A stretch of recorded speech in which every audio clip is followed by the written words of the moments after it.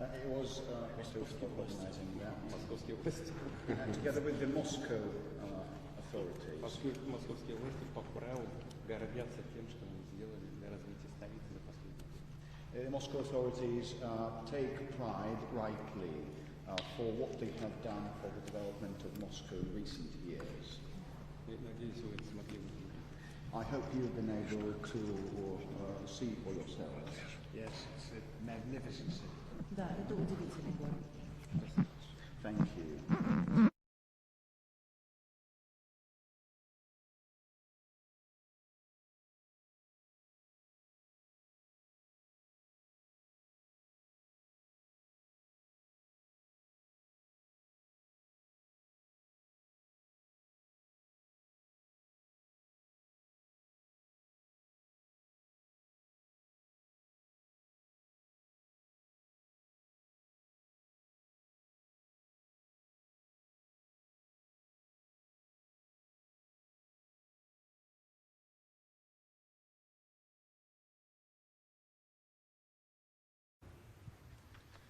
Рад вас видеть. So pleased to see you. Вы успели организовать? You've had a walk around the city. Beautiful walk. Очень хорошая, красивая прогулка. Юрий, It was Mr. Witkoff organizing that, московские власти. together with the Moscow authorities. Московские власти по праву гордятся тем, что они сделали для развития столицы за последние годы.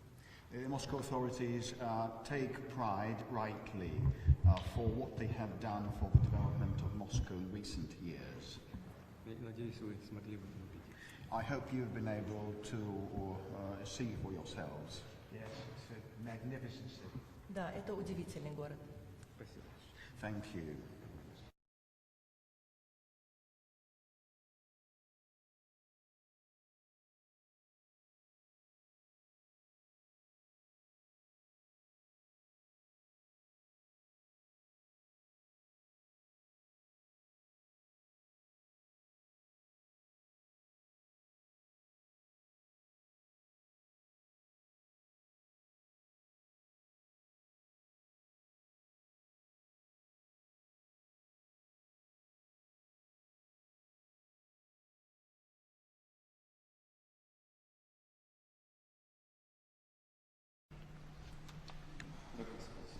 So pleased to see you. Вы успели You've had a walk around the city. Beautiful walk. Очень хорошая, красивая прогулка. Юрий, It was Mr. Witkoff organizing that, московские власти. together with the Moscow authorities. Московские власти по праву гордятся тем, что они сделали для развития столицы за последние годы. The Moscow authorities take pride, rightly, for what they have done for the development of Moscow in recent years. Надеюсь, вы смогли увидеть. I hope you've been able to see for yourselves. Yes, it's a magnificent city. Да, это удивительный город. Спасибо. Thank you.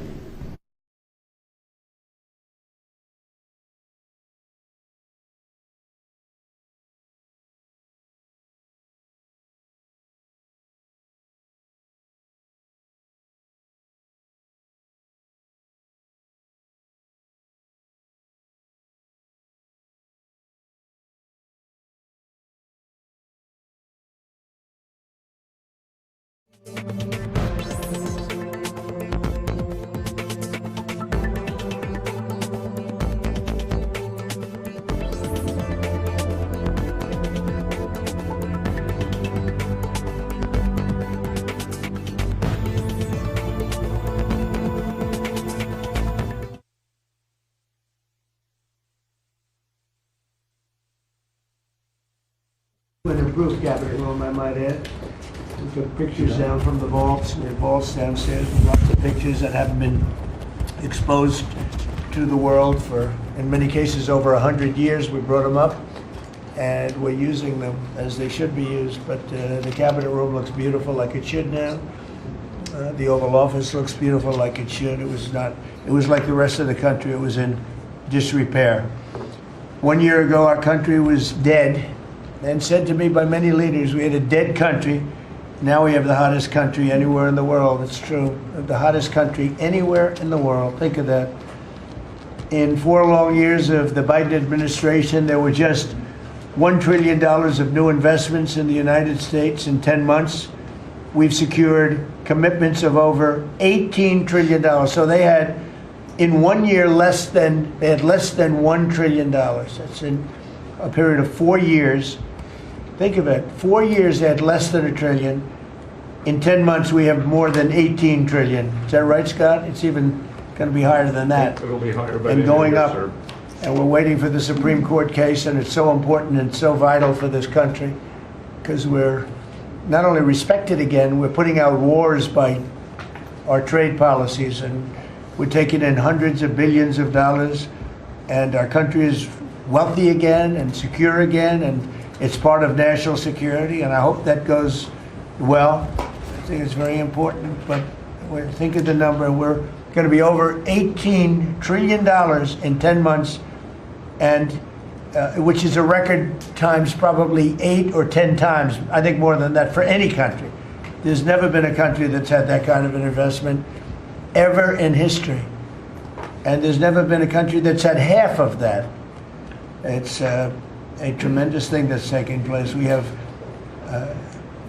companies moving in from all over the world, from Mexico, from Canada, from Europe, from China, from Japan a lot. We just had Toyota is going to spend $10 billion, they just announced, on building new plants in this country. Our workers, they're going to be our workers, but they're spending a tremendous amount. So the stock market has set 46 all-time highs. And this last Friday, which is called Black Friday, was the biggest ever online sales that there's ever been by a lot. More Americans are working today than at any time in the history of our country. I mean, these are the facts we have to get out. And, you know, there's this fake narrative that the Democrats talk about, affordability.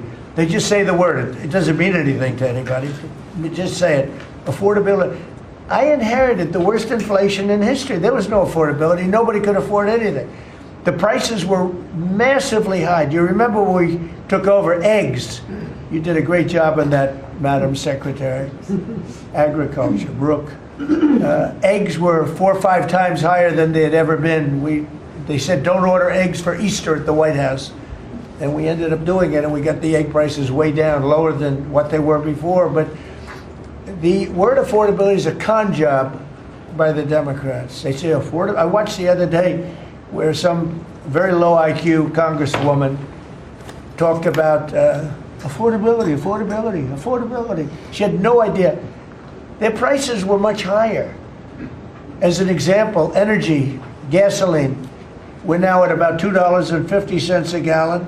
We're going to be, I think, at $2 a gallon. We could even crack that at some point. I'd love to do it. And we could do it more easily if we weren't building up the strategic national reserves, which Biden emptied out before the election so that he could try and get elected, meaning he started it, then he got thrown out of the race, then she took over and she kept it going, and they emptied out these strategic national reserves, which are really meant for something else. They're not meant to keep people happy with their gasoline price. They're meant for war. They're meant for problems, big problems. He emptied it out, and then she continued it during the process of trying to get elected. Didn't work out too well for him. And they virtually brought it down to the lowest level, I believe, in history. And it didn't have much of an impact because the prices were very high. But our prices now for energy, but for gasoline, are really low. Electricity's coming down. And when that comes down, everything comes down. But the word affordability is a Democrat scam. They say it, and then they go on to the next subject. And everyone thinks, oh, they had lower prices. No, they had the worst inflation in the history of our country. Now, some people will correct me, because they always love to correct me, even though I'm right about everything. But some people like to correct me, and they say 48 years. I say it's not 48 years, it's much more. But they say it's the worst inflation that we've had in 48 years. I say ever. But whether it's 48 years or ever, it's pretty bad. We had the worst inflation that we've ever had. Since last January, we've stopped inflation in its tracks. And there is still more to do. There's always more to do, but we have it down to a very good level. It's going to go down a little bit further. You want to have a little tiny bit of inflation, otherwise that's not good either. Then you have a thing called deflation, and deflation can be worse than inflation. But we have it almost, we'll soon be at a perfect level, but we inherited the worst inflation. But we have 20 states that are now selling gasoline at less than the $2.75, think of that, $2.75, and it was at $5 under Sleepy Joe. Grocery prices are down with the cost of Thanksgiving turkey this year down 33%. It was lower than 33% lower than under the Biden administration. Egg prices are way down 86%, thank you. And mortgage rates, despite the fact that we have an incompetent chairman of the Fed, a real dope, who should reduce rates. I saw even Jamie Dimon said he should be reducing rates. I never saw Jamie Dimon say that. I wonder why he said that. But he really said it because he's right. But we have a guy that's just a stubborn ox who probably doesn't like your president, your favorite president. But they're going to be coming down. We'll be announcing somebody probably early next year for the new chairman of the Fed. I talked to Scott about taking the job, but he doesn't want it. You got the greatest job here. Yes, sir. Right? He said, no, I want to stay chairman. I want to stay right where we are, Treasury. And I think we're doing really great, aren't we? Yeah? We're doing great, sir. It's a great team to be part of. Yeah, no, it's amazing. Under my executive order to lower prescription drug prices, which I think is the single biggest thing we've ever done that nobody writes about because you're fake news. I've made unprecedented deals along with Bobby and Oz and all of the people that work on it. A lot of people that you wouldn't even think work on it, but they do, to slash drug prices by 200%, 300%, 400%, 500%, 600%, 700%, 800%. Nobody's ever heard of it before because I instituted favored nations and no nation agreed to do it. And then I said to the nations, if you're not going to do it, I'm going to charge you 100% tariff, which is more money than we're talking about. And they said, sir, we'd love to do it. Please, we would be honored to do it. And they agreed that they would go along with the whole thing. Nobody thought you could do it because they felt, number one, you couldn't get the drug companies to do it. So we're paying, as an example, for the, let's call it the fat drug, F-A-T, for fat people. Anybody use it at the table? Don't ask. But the fat drug was $135. Think of that. For certain people, $1,300 for certain countries, $1,300 in New York. So in New York it was $1,300, and in London it was $135. And a friend of mine called me, he said, what is this? Why is it? He got used to paying $1,300. Well, now what we have it down to is, Bobby, what's the number? Like 150 or something? We have it down to a low number, don't we? Yeah, it's around 100, 125, 150. Yeah, think of that. So we got it down from $1,300 to $125 to $140, depending on various countries. In other words, we're paying the lowest price, tied for the lowest price in the world. It's, people said you could never do that because you couldn't get the countries to agree to it. I did. Every country agreed to it because I said, if you're not going to agree to it, that's okay, I'm going to charge you tariffs. And as soon as I said that, they said, we agree. And then we had to be a little tough with the drug companies, but they came along. The bigger problem was the countries. The countries just wouldn't go along with it, but they did. Every country. So we have reduced drug prices by 500, 600, 700, 800, 900%, depending on the drug, depending on the company, depending on all of the different factors involved. Nobody's ever even thought of drug reductions like that, price reductions. And I told you the story that in my first term I was so proud of myself because I reduced drugs. It was the first time in 28 years that drug prices were reduced. was 1/4 of 1%. 1/4 of 1%. And I was so proud of myself. I said, it's the first time in 28 years that drug prices went down over the course of a year, over the course of a presidency. 1 year, 1/4 of 1%. I had a news conference. I was so proud. Now I got them down, not 1/4 of 1%. I got them down 400, 500, 600% and more. And the fake news won't write about it. And it's going to have a huge impact on healthcare because a big part of it's buying drugs, buying prescription drugs. It's going to have a huge positive impact because Obamacare is a disaster. I said it years ago and I say it now. And the money should be paid, taken away from the insurance company. Obamacare was made to make the insurance companies rich. Their stocks have gone up 1,000% in a short period of time because the money goes to the insurance company. I want the money to go to the people. Let all the money go to the people. And let the people go out and buy their own health care. And I see on television, people are advertising now, we will help you buy health care. We will go out and help you buy. That's becoming like an industry because of what I said. So something's going to happen. It's probably not going to be easy because the Democrats, frankly, they don't want to make a good deal for the people. They just want to make a bad deal for the country. They want to make a bad deal for the Republican Party.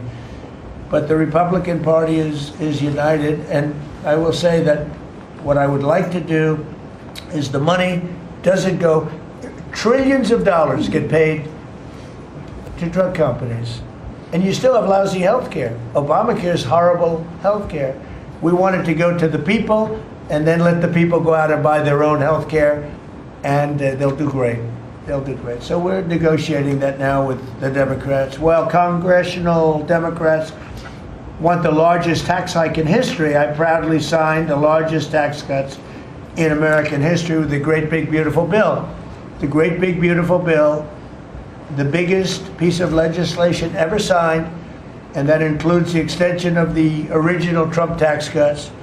But it's the biggest tax cut ever signed, and it includes no tax on tips, no tax on overtime, and no tax on Social Security. Nobody's ever seen anything like it, so think of that. And in addition, you get, if you buy a car, this is great for our car industry because we have a lot of car plants. We're bringing back the automobile business. 60% of it was stolen because we had incompetent presidents or incompetent trade people. But 60% of it was stolen over the years, and now I think we're bringing it all back. I think we'll be bigger than we've ever been in the auto business. That's not even to mention AI, where we're leading China. You know, we're leading China by a lot. They're not going to catch us. We have to be smart, but if we're smart, they're not going to be able to catch us. They know that. They told me that. Next year is projected to be the largest tax refund season ever, and we're going to be giving back refunds out of the tariffs because we've taken in literally trillions of dollars, and we're going to be giving a nice dividend to the people, in addition to reducing debt. As you know, I inherited a lot of debt, but it's peanuts compared to the kind of numbers we're talking about. So we're going to be making a dividend to the people, and additionally, we're going to be able to reduce debt. And as time goes by, over the next 2, 3, 4 years, those numbers are going to go up. And I believe that at some point in the not too distant future, you won't even have income tax to pay, because the money we're taking in is so great, it's so enormous, that you're not going to have income tax to pay.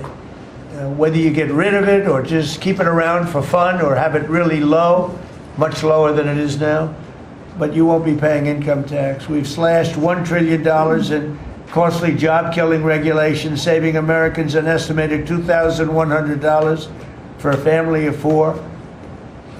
The Biden administration was the exact opposite, but times 4. They went up $6,000. We went down $2,100. Think of that. To bring down energy, electricity, and utility prices, I ended the Green New Scam. They call it the Green New Scam, one of the greatest scams in the history of our country. They talked about global warming and all that crap, and what they've done to this country. What they've done by allowing 25 million people into our country, many of whom are criminals, many of whom 11,888 are murderers. and we have to get them out, and we're doing it. We're doing it. I think what the job that our law enforcement groups are doing, Christy, you and Tom and everybody, amazing. What you're doing is amazing. I terminated the insane electric vehicle mandate, and look, some people that make electric cars weren't happy with that. But we have to do that because you have to have a choice, whether it's a gasoline-powered car, and we have so much gasoline. You know, China doesn't have gasoline. We do. And whether it's a hybrid, which really are working really well, the combination of electric and gasoline-driven. But we, everybody was supposed to, by 2030, everybody had to own an electric car under the Biden stupidity. And not everybody wants to do that. I like electric cars. I like all cars. They're all good. They all have reasons. But you want to be able to go and buy what you want.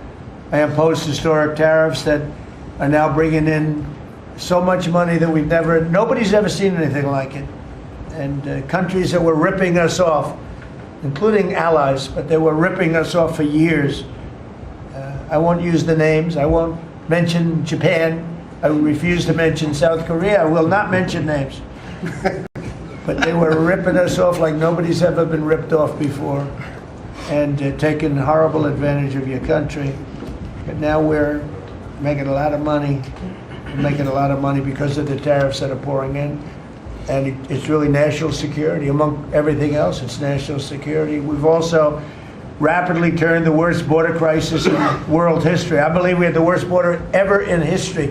I don't care if you had a fourth world country. You know, we allow third world country in. We would allow fourth world war countries in also. It doesn't matter. There was never a border that was as bad as our border. We allowed anybody in with no checks, no vetting. So we've rapidly turned the worst border crisis in world history into the strongest border in the history of our country, and probably one of the strongest borders in the history of the world, because we have nobody coming through.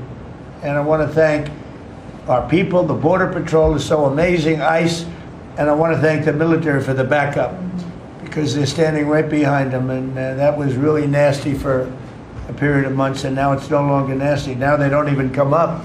Nobody comes up. It's an easy job. It made your job a lot easier because they know they're not going to get through. And we take people in, but they have to come in legally. For 6 months in a row, 0 illegal aliens have been admitted into the United States. You believe that? 0. We had millions of people coming in a year, millions. Now we have 0 for 6 months, and these are given by radical left people that do the numbers. I mean, they're not doing me any favor. They're being we don't have our net numbers are unbelievable.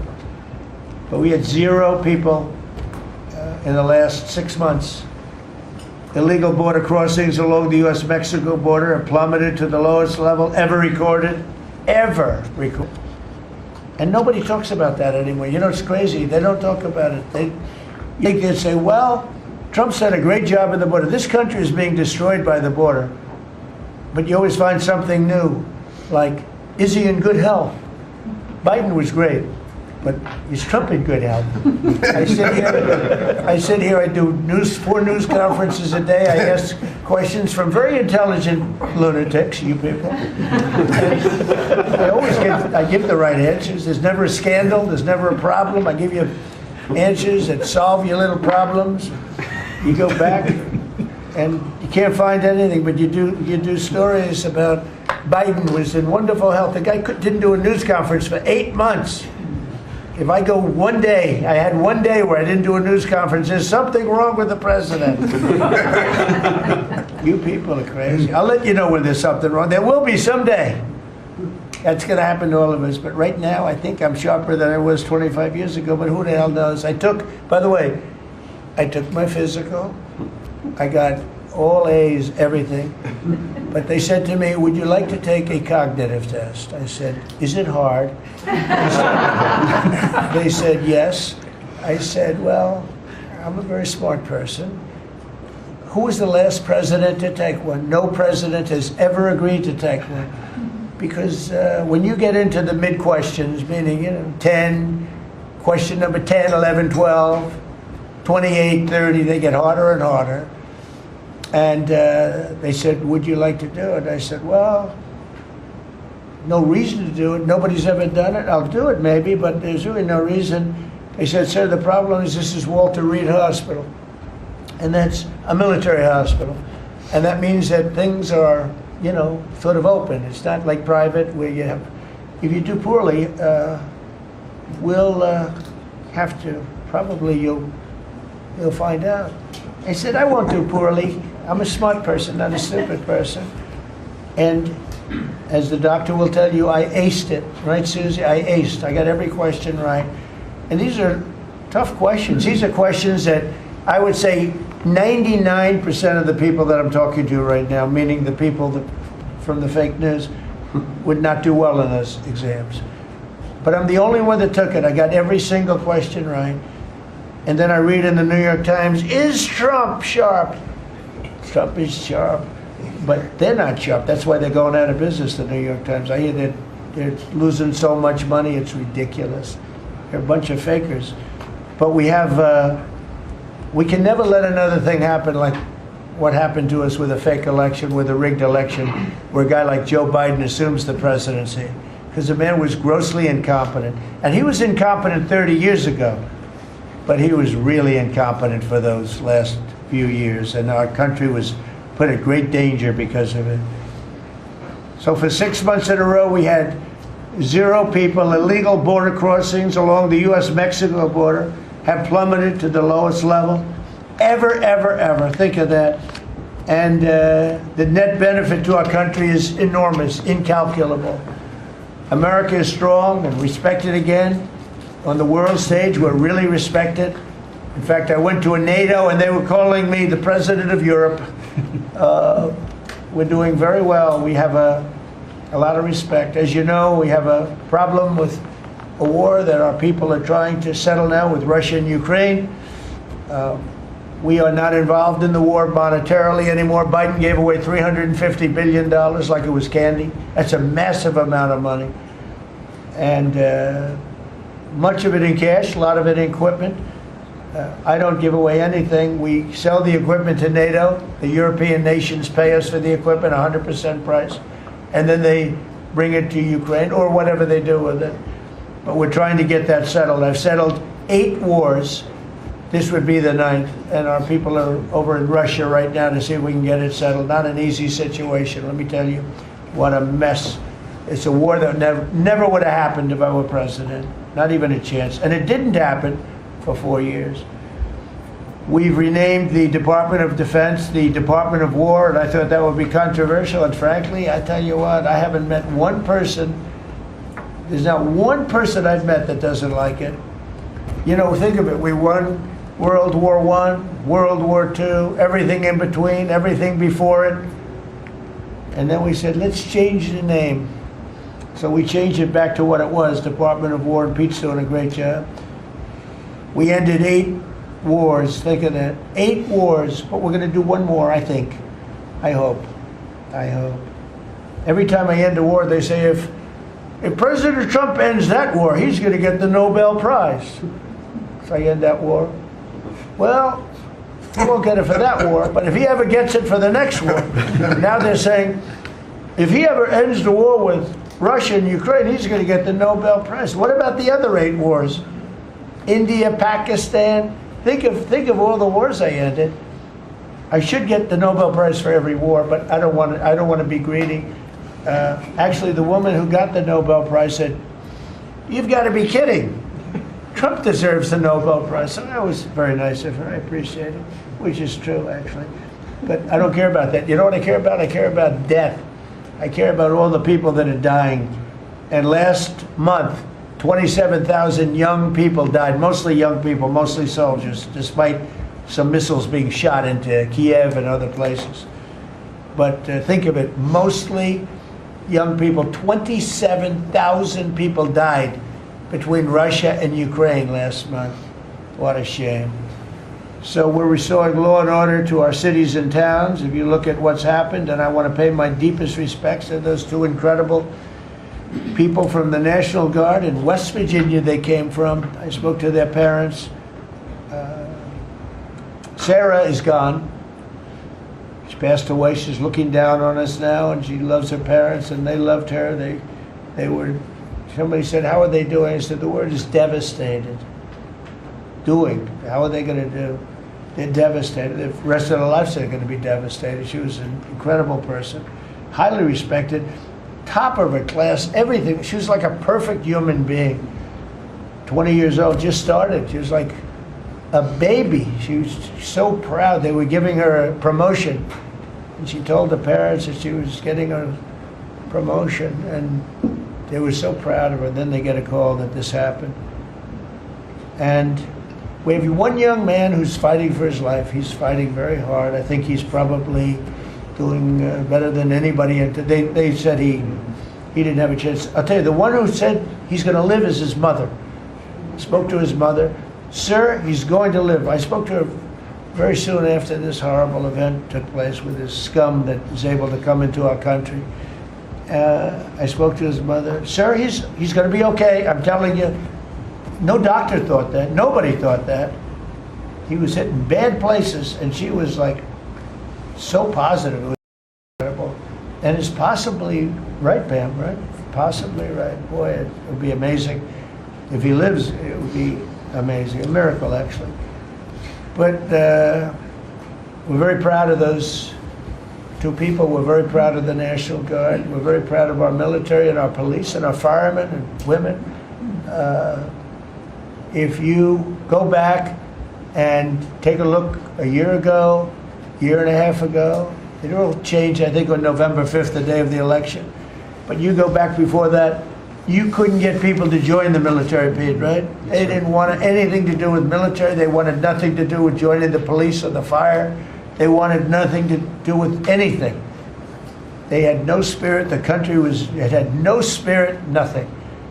And now we just had the highest recruitment in history, and we're getting great people. We're getting great people.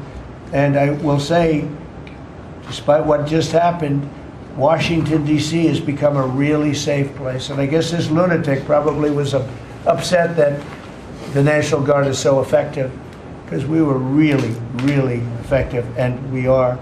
And Washington, D.C. is now considered a very, very safe city. We had crime numbers a year ago that was so bad, embarrassment that the city, the capital of this country, could have numbers like that. And Washington now is, no murders, no this. It's been a miracle also what happened here. And now we're in Memphis, and we're going to New Orleans pretty soon. Over there, the governor called me. He'd like to have us go there. Governor Landry, great guy, great governor. He's asked for help in New Orleans, and we're going to go there in a couple of weeks. And we're doing a real job. Even Chicago's down a little bit because we have a minor force there. We could knock it down within 4 or 5 weeks. We could bring it down to almost nothing. But we have a governor that's grossly incompetent, and we have a mayor that's even more incompetent than the governor. He's a very low IQ person. And typically low IQ people don't make good mayors. So I want to thank all of our cabinet members. They're high IQ. Let me say one. Yeah, generally speaking, a couple I'm a little concerned about. No, but I want to thank, we have a great cabinet, an amazing cabinet, amazing people. All of them, sort of have become stars. We're getting credit for the good cabinet, actually. And I just want to wish everybody a great holiday. We've I think done a great job with the White House, bringing the White House back. You see the Palm Court that was redone.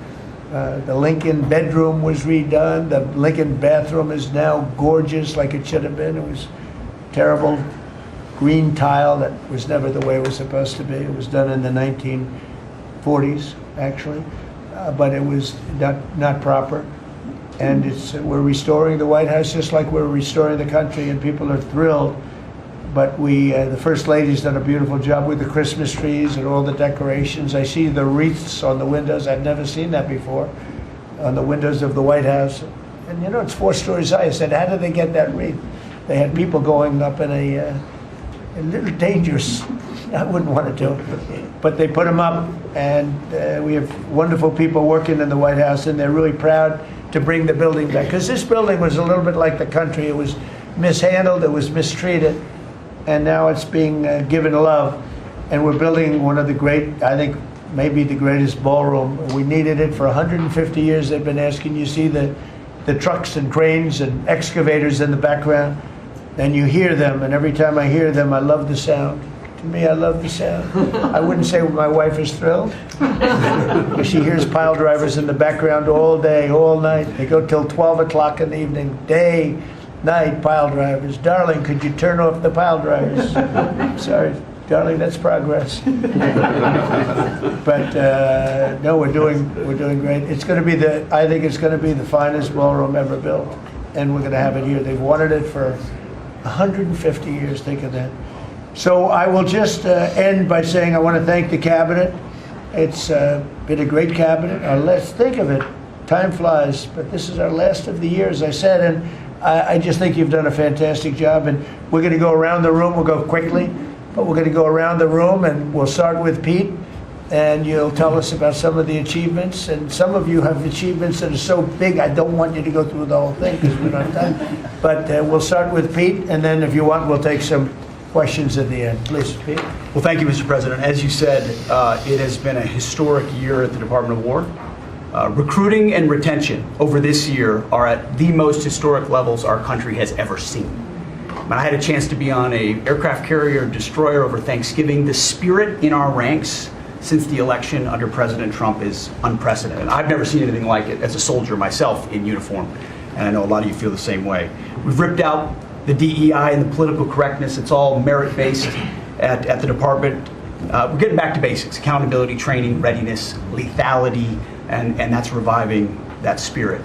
And Mr. President, we're rebuilding the military, historic investments. I just took briefings on the Golden Dome and F-47, next generation capabilities that are going to make sure that for generations to come, America has the most powerful, most capable, most lethal military in the world, which you have rebuilt once and we're rebuilding again. And then we're reestablishing deterrence and credibility. If you look at what happened, we deal with every day the outcome of what happened in Afghanistan, the debacle under Joe Biden. We just dealt with it in the streets of Washington, D.C. with those 2 National Guardsmen. And then what happened on October 7th with Hamas, what happened in Ukraine, a war that never would have started under President Trump. We're having to rebuild that. So whether it's freedom of navigation and taking the fight to the Houthis, whether it's Midnight Hammer, those beautiful B-2s going 37 hours back and forth, undetected, delivering with precision, and Iran not getting nuclear capabilities, Europe and NATO stepping up to 5%, locking down our southwest border. It's been an honor to work with Christy and Tom and everyone else down there to lock it to 0, operational control of our border. And then it's getting after and going after narco-terrorists and designated terrorist organizations in our own hemisphere. As I've said, and I'll say again, we've only just begun striking narco boats and putting narco terrorists at the bottom of the ocean because they've been poisoning the American people. And Joe Biden tried to approach it with kid gloves and allowed them to come across the border. Cartels take over community, 20 million people, hundreds of thousands of Americans poisoned. And President Trump said, no, we're taking the gloves off. We're taking the fight to these designated terror organizations, and that's exactly what we're doing. So we're stopping the drugs, we're striking the boats, we're defeating narco terrorists, and we're standing. And you may say one thing, that drugs coming in through the sea by sea are down 91%. And I don't know who the 9% is. I'm not sure either, sir. But down 91% by sea. We've had a bit of a pause because it's hard to find boats to strike right now, which is the entire point, right? Deterrence has to matter, not arrest and hand over and then do it again, the rinse and repeat approach of previous administrations. This is meant to get after that approach. And I will just end by saying, as President Trump always has our back, we always have the back of our commanders who are making decisions in difficult situations, and we do in this case and all these strikes. They're making judgment calls and ensuring that they defend the American people. They've done the right things. We'll keep doing that, and we have their backs, Mr. President. Good job. Thank you very much. Howard? So we set out to stop the ripoff of the United States of America. This is about global change of trade. We've been ripped off since 1945 when we set this policy. So we set out, and together with my partners, Jameson Greer and Scott Bessett, we set out to change that. So we started, the first one was the UK deal, right? We asymmetric, they pay us 10%, and we get charged nothing. That allows us to export, and that began the process. Then we did the biggest, the European Union, 450 million people, $20 trillion economy. They completely opened their borders to us, and we charge them 15%. That makes America $100 billion a year and turns it back to where our economy is the best. And so it proved that President Trump's trade agenda was the right trade agenda. Then we go to Japan and Korea. They offer us $750 billion in cash to build in America at the president's direction. And we're going to start, as an example, nuclear, right? We need to have a nuclear arsenal in America of power, the generation of power. So we're going to build hundreds of billions of dollars, financed by the Japanese and the Koreans, meaning they give us the money, we build it here, and we split the cash flow 50-50. We're going to build ships, $150 billion worth of ships in America. That changes the way things work, right? After those trade deals, then you go to how are we going to reshore, right? Let's start talking about the auto industry, right? We've been competed against by Koreans, the Japanese, the Europeans. We're kicking our tail. President Trump changed it. 25% tariffs, bring it all home. This year, General Motors stock up 40%, Ford up 34%, and on the same day that we announced we had set all the tariffs, Sean Fain, the head of the United Auto Workers, called and said, I can't believe I'm calling a Republican Secretary of Commerce to tell the president that this is the greatest administration for auto workers in America. Stocks up and auto workers up. That proves that President Trump understands how to take care of the whole ecosystem, both the companies and, more importantly, the people who work there. Semiconductors, right? We didn't build any. The Biden CHIPS Act was a $60 billion giveaway, right? We've now turned that. $300 billion is committed to America. That's going to go up to $750 billion in the next 60 days, right? And then you go to pharmaceuticals, right? $250 billion being invested in America, and then working together with Bobby Kennedy, right? Pounding away on that MFN, working together as a joint team. They're coming to over $250 billion and cutting prices in half. We did the golden share of U.S. Steel to make sure the Mon Valley is protected.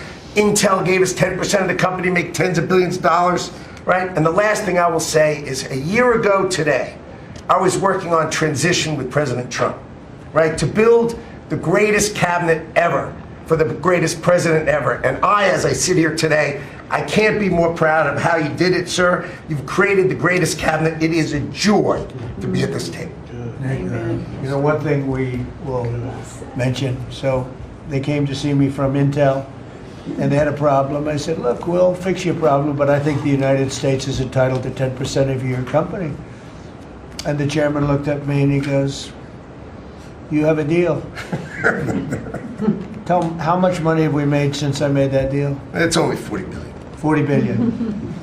We made $40 billion. That was, what, 3 months ago? Does anybody write about it? Nobody writes about it. That's okay. Mr. Secretary, how we doing with transportation? Well, Mr. President, so just quickly on aviation, many of you heard that we have an infrastructure made of copper. We have to transition to fiber. The last administration said it was going to take more than 10 years to complete the transition from copper to fiber. They had no plan to actually do it.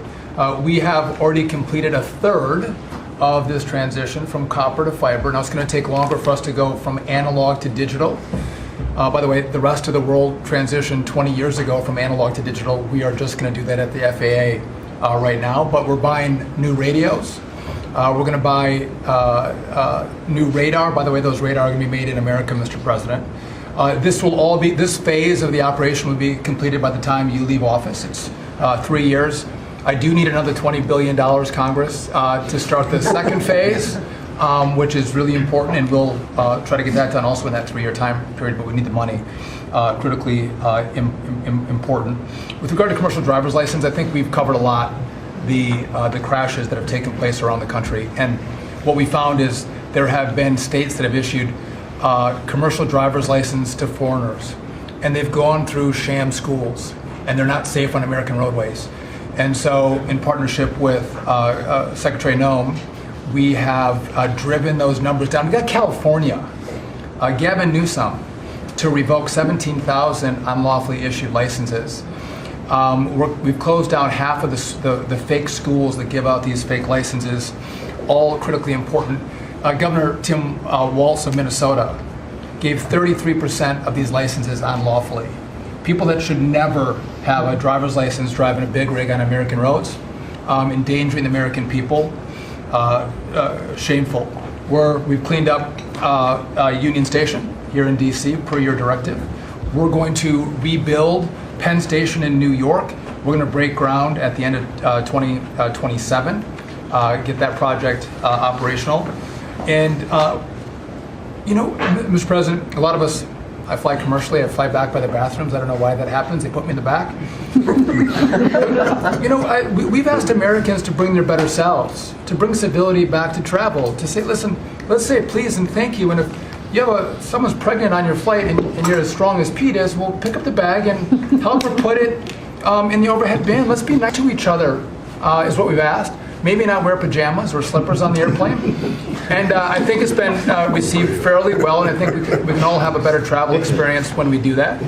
And just the last point I'll make is there was a big football game where the Merchant Marine Academy that falls under DOT actually beat the Coast Guard with Kristi Noem. We beat them by 1 point, and so we're very proud of that. And so well done, Kings Pointers. So a little bit in a nutshell, we're rebuilding the air traffic control under boot edge.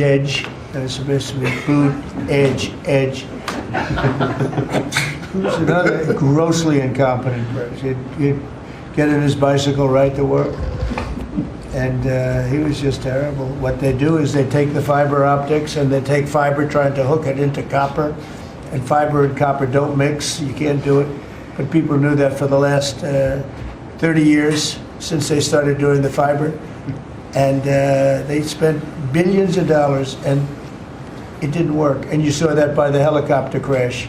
You saw that by Into the Plane. You saw that by a lot of things. So we're doing a brand new air traffic control system, and it's going to be the best, and it's going to be from top to bottom. And we have the 3 top companies in the world bidding on it. And it's going to be one bid, and we're going to have one company responsible, and it'll be the best system. And it's going to make this. Look, our skies are safe. Otherwise, we wouldn't let people fly. But we're going to have the safest skies. We're going to have the best system anywhere in the world. We're also going to rebuild Dulles Airport because it's not a good airport. It should be a great airport, and it's not a good airport at all. It's a terrible airport. It was incorrectly designed with a good building. Actually, it's got a beautiful terminal. Saarinen was the architect, one of the greatest architects in the world at the time. A great architect, and so they have a great building and a bad airport, but we're going to turn that around, and we're going to make Dulles Airport, serving Washington and Virginia, Maryland, etc. We're going to make that into something really spectacular. We have an amazing plan for it, and other things. But you're doing a really good job. I appreciate it. The people movers of Dulles, we had a crash recently. So we're going to announce that later today, a request for bids on this. But again, it's not a great airport, which we can make great in this administration, Mr. President. We have a design that's amazing for Dulles. It's going to take Dulles and make it a really bad. It was a badly designed airport. We're going to make it into as good as there is in the country. It'll be exciting. Okay, please. All right. Well, Mr. President, it's good to be here at this meeting because in 1 year you can look around the table and see the change. And I think one of the biggest changes is how this cabinet works together. And I want to start there. There's often been said, I found out some things this year that I didn't know, that the Department of what was Defense, now Department of War, and the Veterans Department had never really communicated. Now, we're fraternal twins, in a way. Pete and I are. He lifts better, I'm better looking. But in the looking at this, I mean, he brings them in. He keeps them for a number of years, up to 20 or longer. And then they come into what the country is committed to our veterans.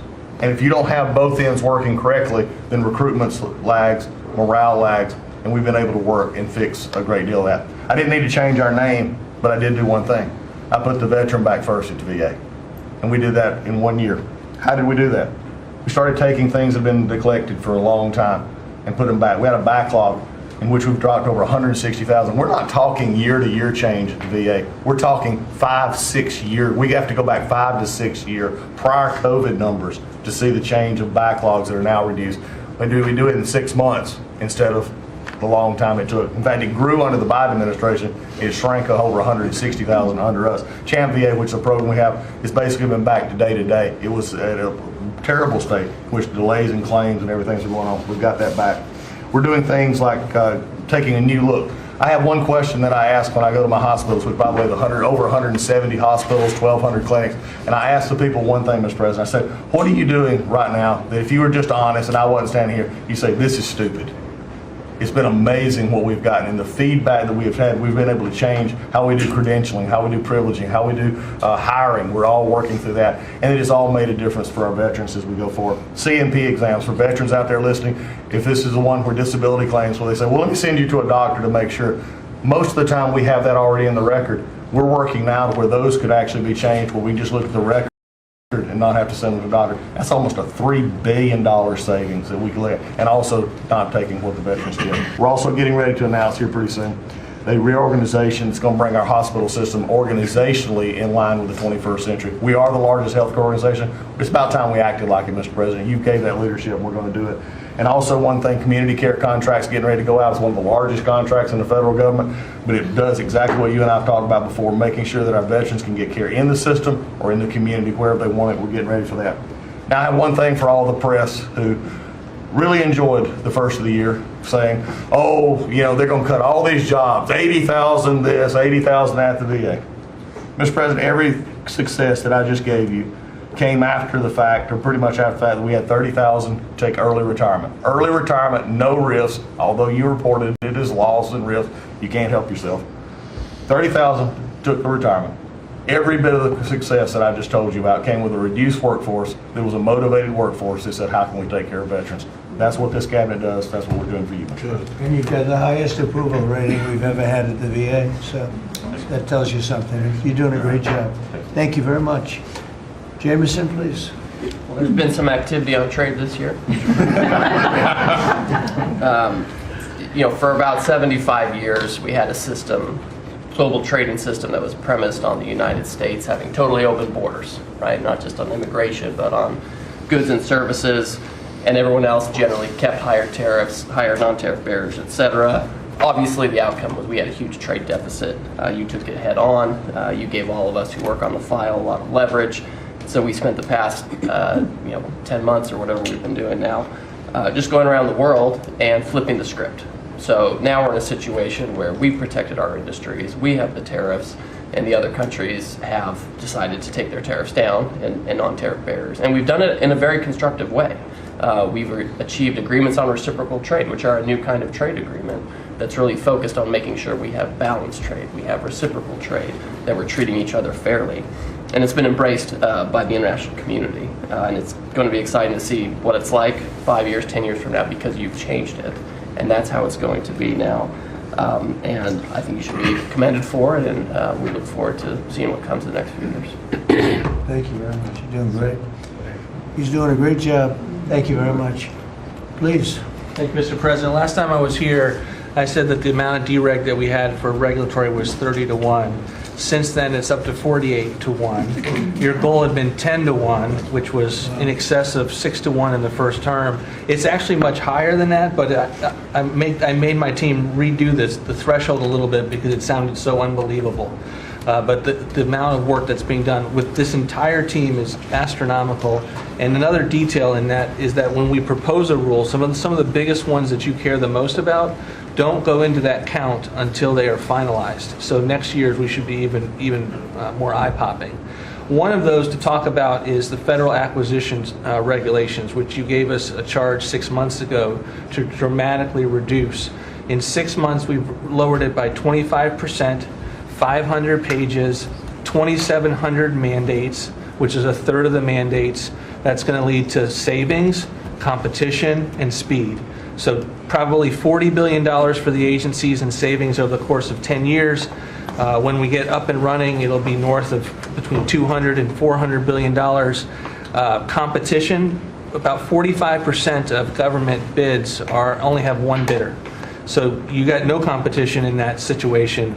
That will now change, and then we're just getting faster, months, and hopefully we turn it into years, which means you all around this table can buy things that you need quickly, and that you have better vendors to come, many of them small businesses who want to participate in the federal procurement process. So making all sorts of improvements on that front. It's very exciting. Thank you, Mr. President. Great on the regulations. We're cutting them at levels never seen before. And I have the record from the first 4 years, but we're blowing that record away, so it's been really great. Good. Scott? Yes, sir, Mr. President. Great to be with everyone. And, you know, when you were giving your report, which was fantastic, and I listened to the report of all my colleagues here and those that will come, it reminds me when I played in the NFL, we had this thing called game film. You know all about film. And we had a saying that said, the film don't lie. The film tells a real story. And I hope that the American people, when they watch the film that's going on now in this time in our history, that they will see that America is greater today than it ever has been. And so I thank you for that. And thank you for giving us good stories that we can tell for the American people. Scott, we're saving our country. Yes, sir. Okay, and I don't want to be braggadocious. We're saving our country. Our country was going down and would never have been able to come back. We're saving all of us, but we're saving our country. All right, go ahead, please. Yes, sir. So at Housing and Urban Development, and keep it with your executive order, sir, in making America's streets safe and beautiful again, we've been very intentional about making public housing in our country safe. And I want people to know, our colleagues know this, but people in America know that we actually care about people that live in public housing around our country. A lot of public housing is wrought with crime, sex trafficking, drug trafficking, illicit drugs, illegal aliens living in public housing, but we've put them on notice to let you know that it's not lost on us. We care about the people, we're paying attention to it, and we're going to root out crime in public housing. We've been very focused on working with the Memphis Safe Task Force, the DC Safe and Beautiful Task Force, working with Pam and Christy and others, and law enforcement. Our law enforcement is tremendous. Every single night they go out and they go to public housing to make sure that our people are safe, mothers and children are safe. And so at HUD, you know, it's a different day. We're running new plays. The film was real bad when I came in, I'm gonna be honest. But we are giving the people that live in public housing the assurance that they will be safe. And we also announced a new crime hotline, sir, that people that live in public housing, if they see criminal activity, if they see illegals living there, if they see drug trafficking, if you see it, if you hear it, report it. Don't be afraid. And so work with our Office of Inspector General. We've set up this crime hotline, and also working with Christy and Department of Homeland Security, making sure that everyone that lives inside of public housing is accounted for and that they are American people. And so I say that and I emphasize that to know that we prioritize American people and American people only. Lastly, sir, in Atlantic City, we took over the Atlantic City public housing because the living conditions were deplorable. And they have people that have been living there for 3 generations and they were being treated very bad.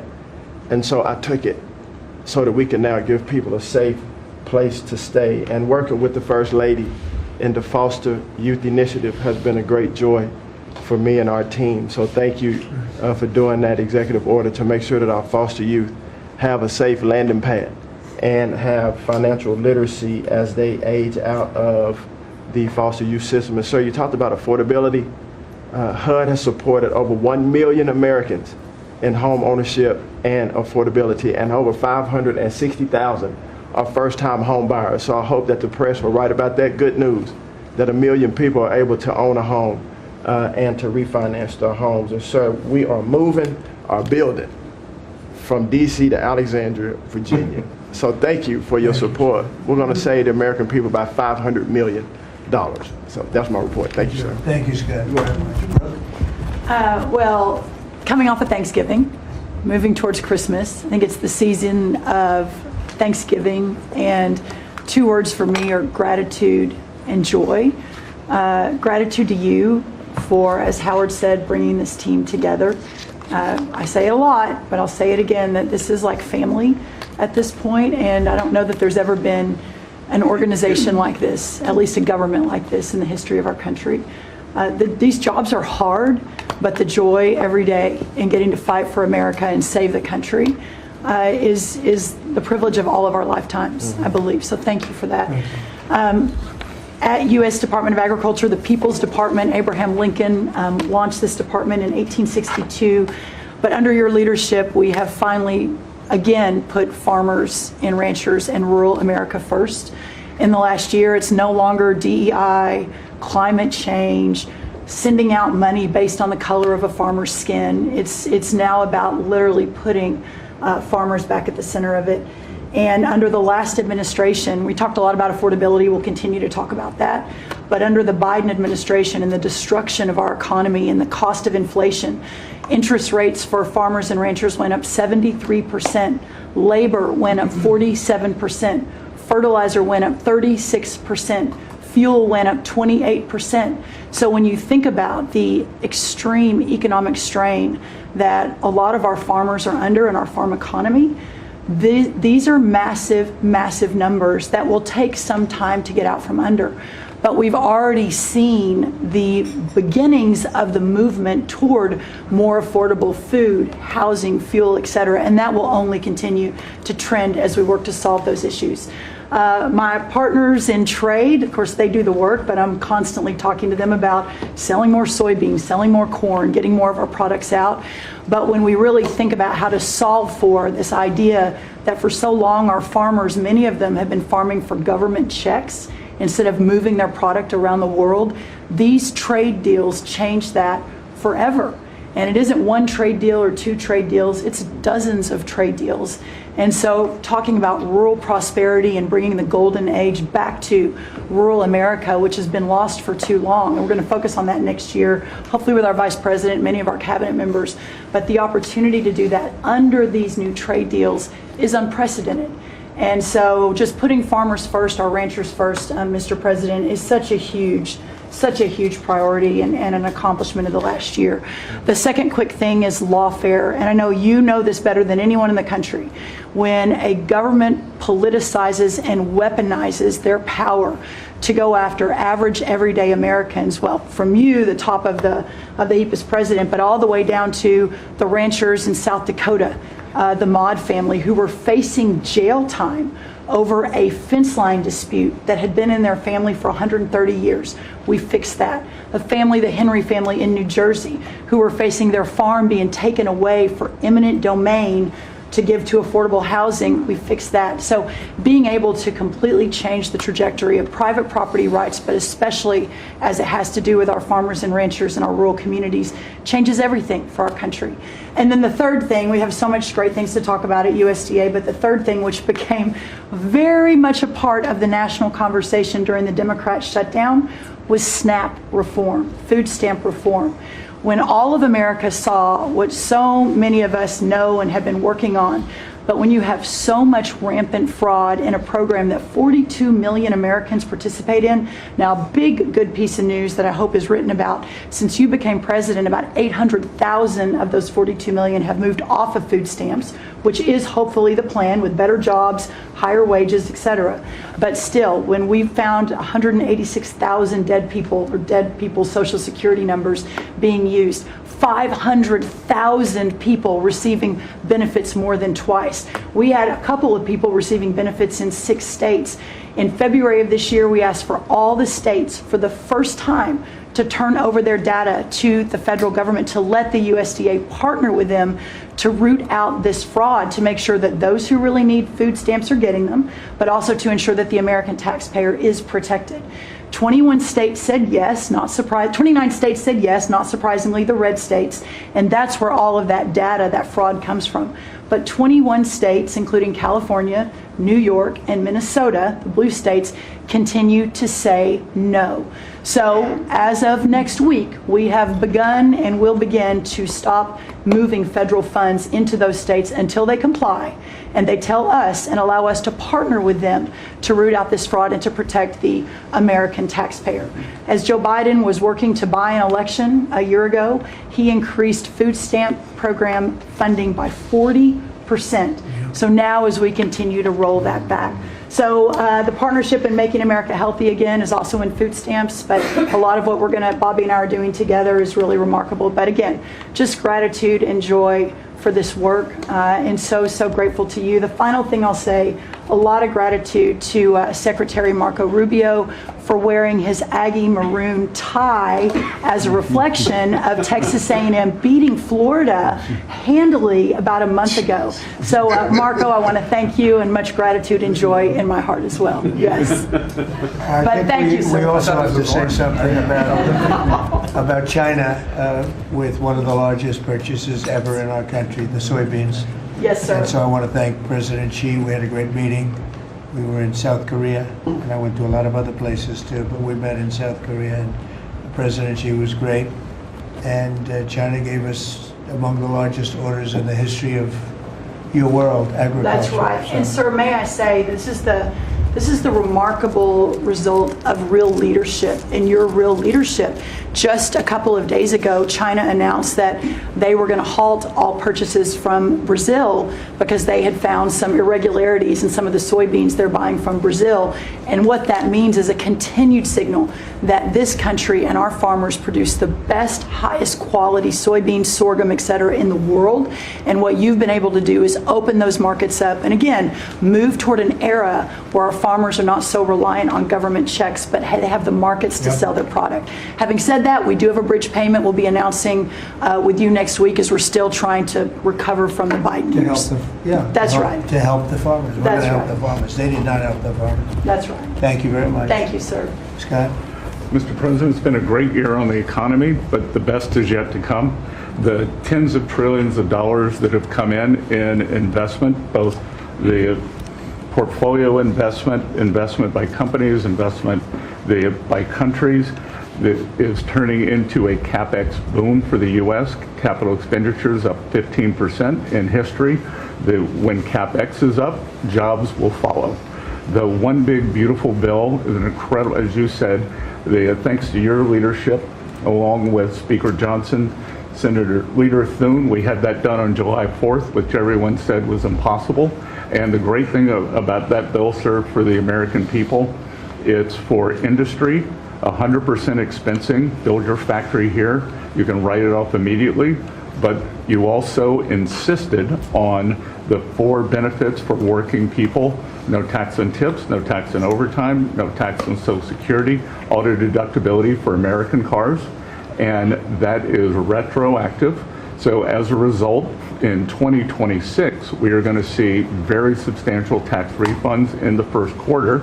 So the best way to address the affordability crisis is to give Americans more money in their pockets, which is what this bill has done. We're going to see real wage increases. I think next year is going to be a fantastic year.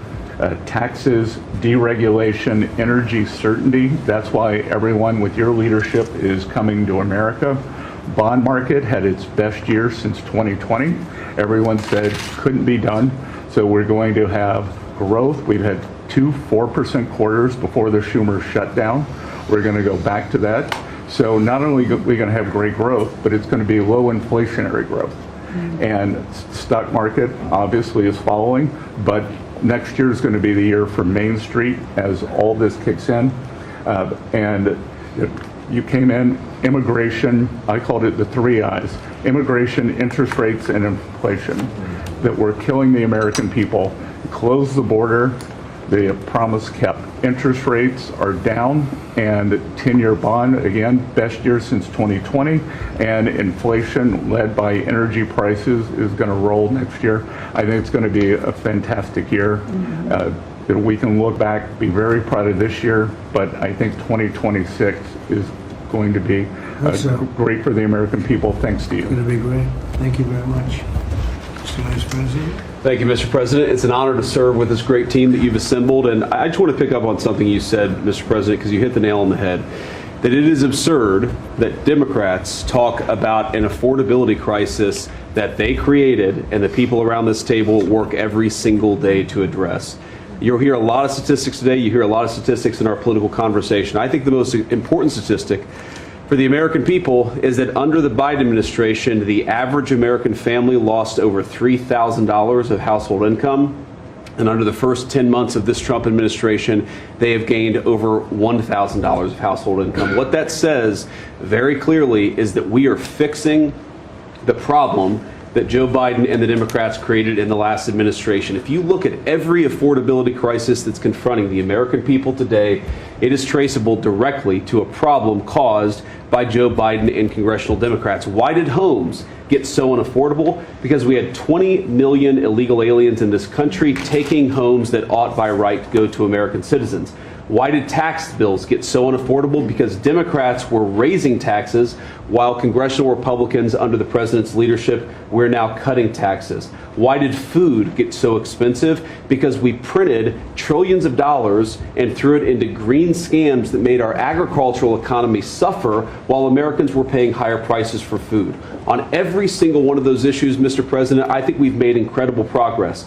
But it would be preposterous to fix every problem caused over the last 4 years in just 10 months. I think that we've done incredibly good. But what I see over the next year, and you heard Brooke talk about joy and gratitude, what I really think this season represents for me, and I think for the entire administration, is that we have now done incredible work to fix what Joe Biden broke. And I think the next year in American growth and American prosperity could be the best year that we've had in the United States of America.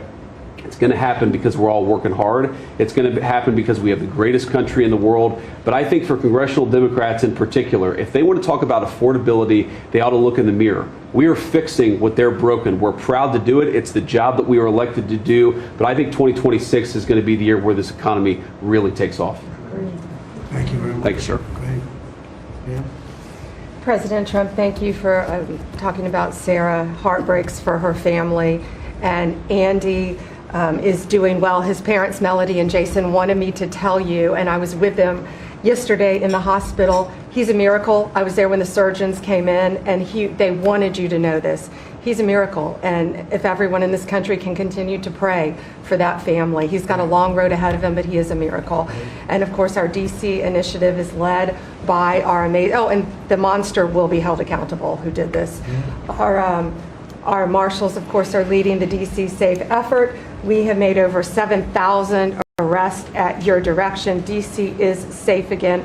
Working with everyone around this table, Pete and everyone. Scott and I were in Memphis together last week, and everyone, and Bobby, your HHS, doctors and medics are on the ground to help people in Memphis and DC.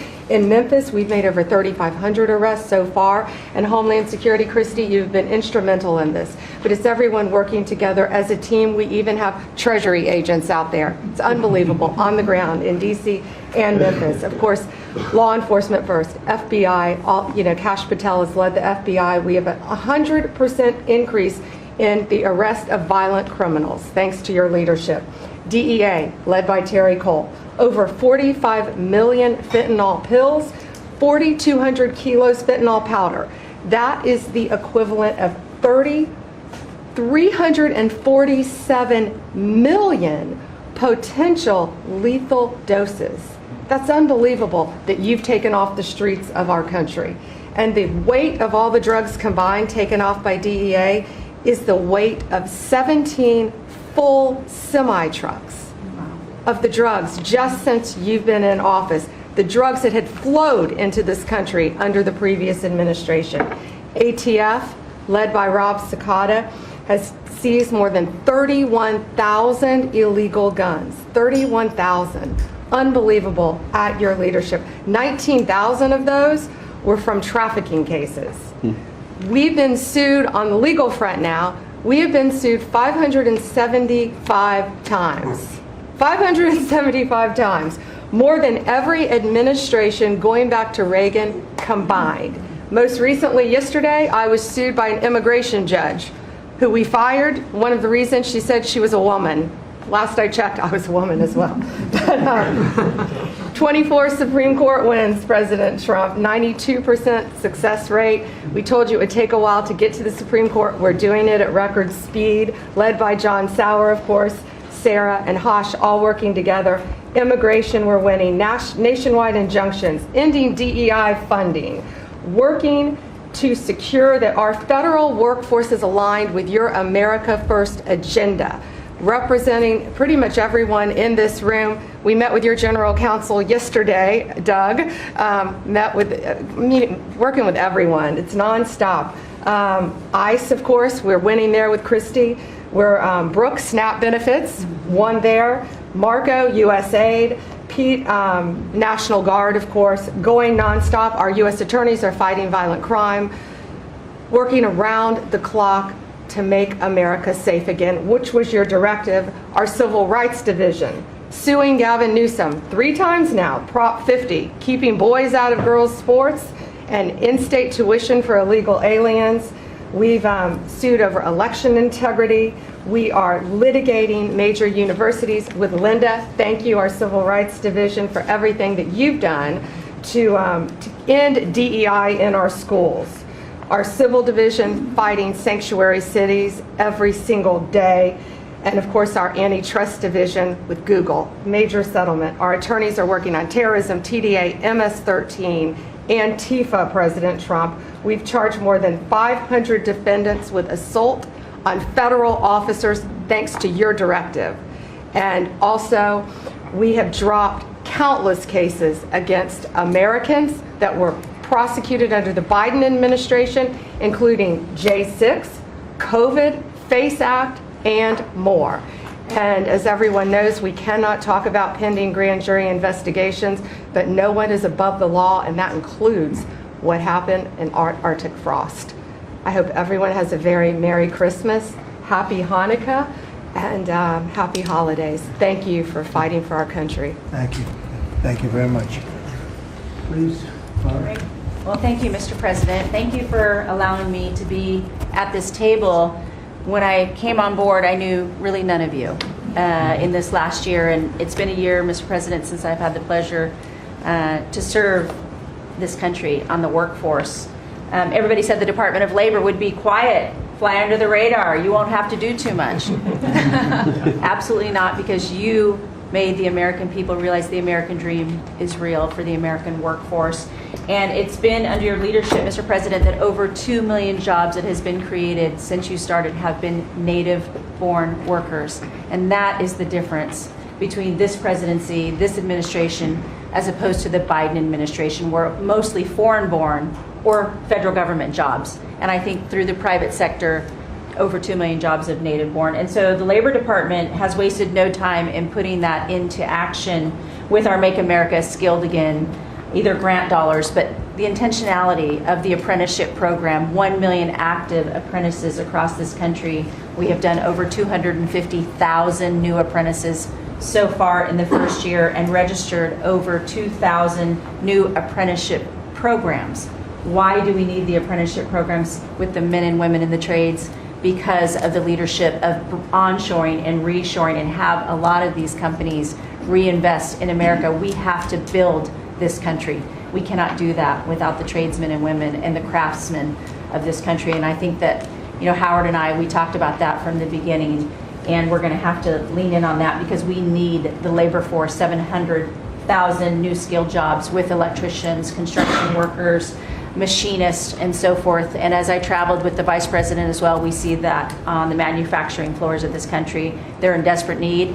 The Department of Labor are going to get the workforce skilled again. Working with Secretary McMahon as we move a lot of the education out to our respective states, we are now working together, and we have deployed $86 million in investments, and a lot of that is in AI infrastructure jobs to have our new workforce proficient and literate in AI if we're going to continue to lead the AI race, and we're working on that. And the Department of Labor is now creating and will soon launch the AI infrastructure and workforce hub, which we will be able to track that metrics to see exactly if these dollars are going correctly.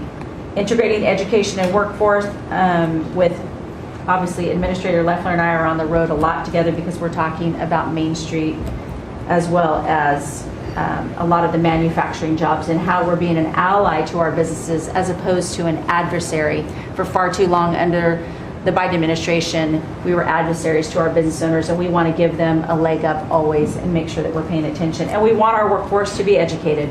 We do not need the numbers that we have seen across this country where our 4th through 8th graders cannot do read, write, or do any math, and they are our future workforce. We have to depend on the American worker first.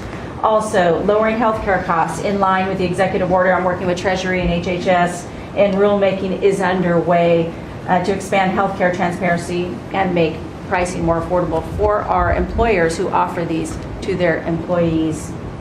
Promoting retirement security. The department rescinded the Biden administration's guidance that restricted the use of crypto in the retirement investments, and we're seeing more and more of that, where we also rescinded the supplemental statement that discouraged the fiduciaries from considering the alternative assets for 401ks, and that will also come through the Department of Labor, that rulemaking. Ending abuse of cheap foreign labor at the expense of the American worker. We launched over 200 investigations into companies who will have abused and or fraudulently against the American worker. So Project Firewall was released. Thank you, Mr. President. We want the trained workforce, but we will root out the fraud and abuse, and we'll protect the American worker first. And slashing the job-killing regulations. The department has rescinded discriminatory DEI practices. And I will tell you, reducing compliance costs for businesses as it was for DEI has saved American businesses nearly $1 billion this year by just getting rid of DEI for that compliance cost that they've had to do. So, Mr. President, continuing to skill the American worker, the American workforce is going to be my mission. We have to do it faster. We have to do it quicker. We have to build so that the American people can realize that American dream that you have laid out so eloquently. And it's an honor to serve under this administration and to talk to the American workers who believe in the American dream again, the pride on their face, the pride of the American worker, the skilled men and women who build with their hands. It's an honor. So thank you, and Merry Christmas. Very good job. Thank you very much. Chris? Mr. President, I am honored and frankly inspired to sit at this table with this incredible team of leaders that work every day for one and only one constituency, the American people.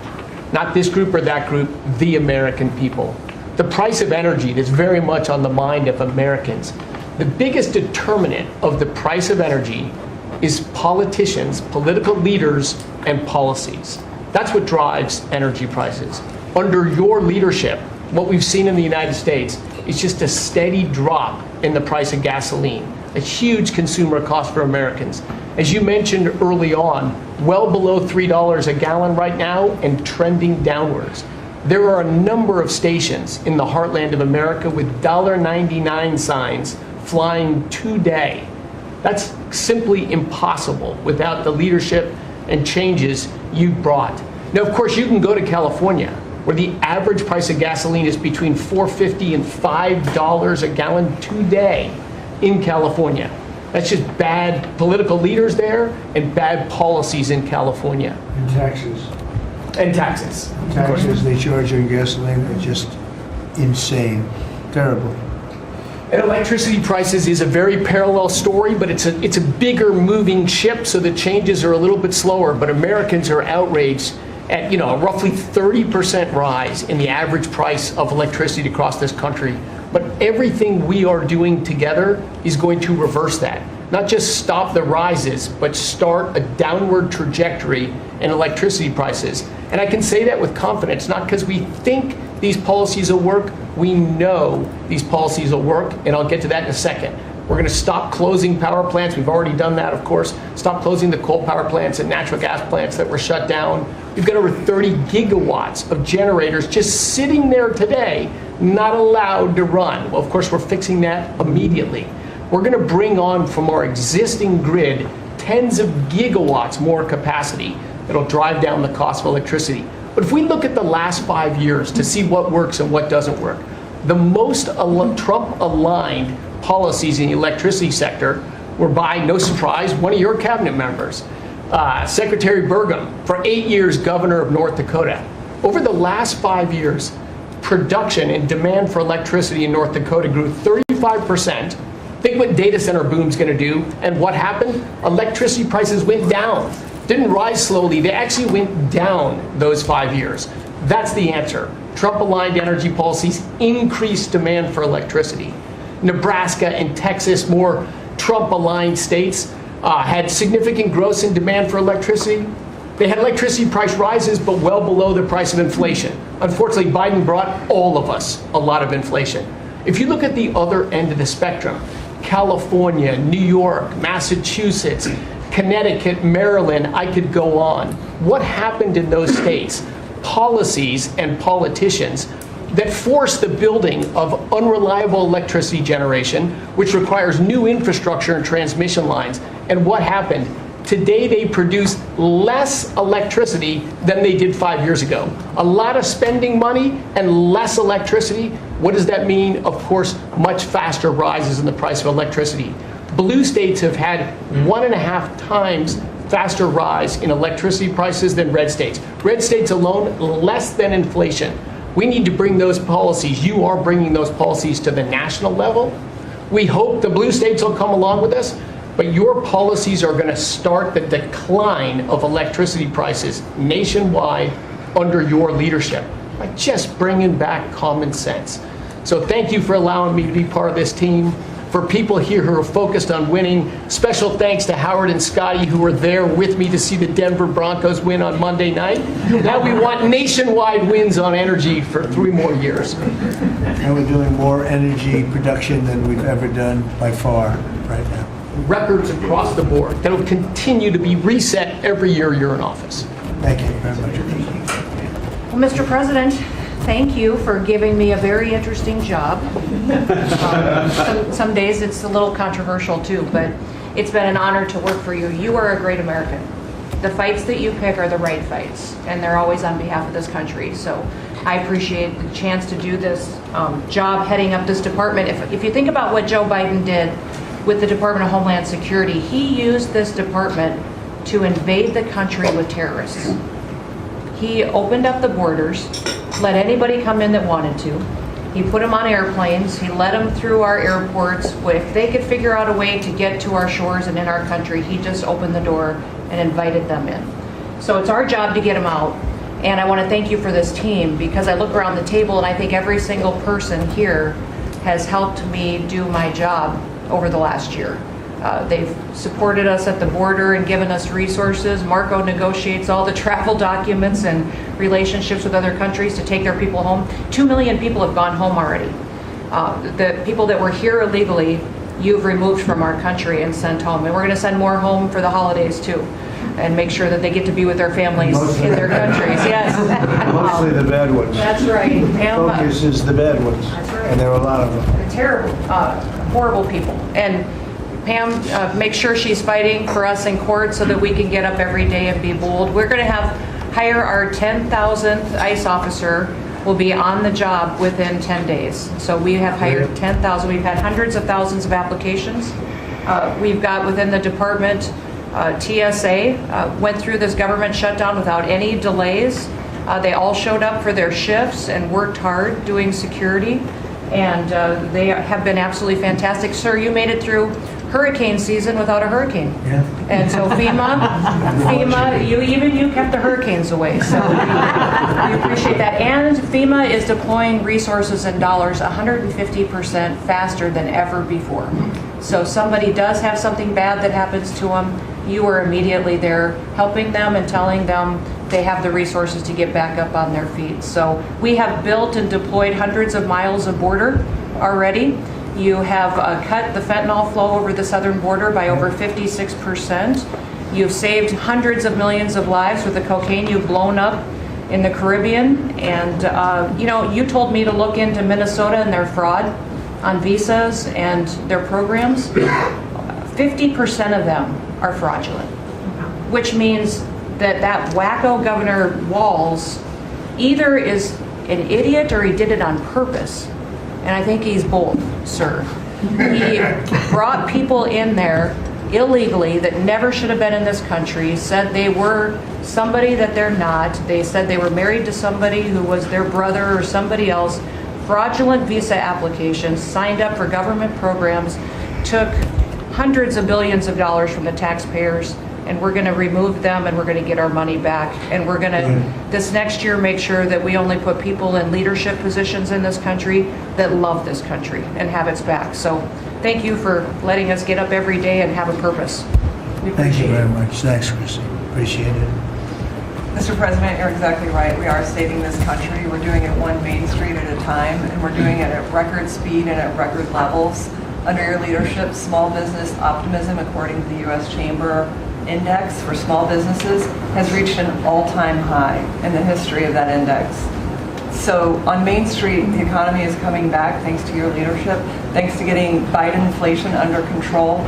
Small businesses' number one concern right now is finding skilled labor, and that's why Secretary Chavez Durimer and I have entered into an MOU to speed that workforce to small businesses that under this administration are now at record levels. 36 million small businesses have now taken on board, for the first time in the SBA's history, $100 billion. That's $45 billion in small business lending at 85,000 small businesses, most of that under your term, and $52 billion out to small business investment companies. So we are running this agency like the best run bank in the country. We are growing small businesses across Main Street, and we're deregulating to the tune of $100 billion, working with all my fellow cabinet members. And thank you for putting together the best cabinet in history. Iron sharpens iron, and thank you for bringing such a strong leadership group together. And then finally, I've walked factory floors from Alaska to Maine, and the workers, the small businesses, most manufacturers in this country are small businesses, 600,000 of them. They are so grateful to your fair trade, low inflation, deregulation agenda that is creating national security and economic security in this country like never before. And so I want to also finally thank you for bringing faith back to the White House, to this administration. I want to thank Brooke for hosting the Cabinet Bible Study and invite everyone tomorrow to Bible study and making this country something that we can be so proud of under your leadership. And I am so blessed and honored to be part of this team. So thank you, Mr. President. Thank you very much.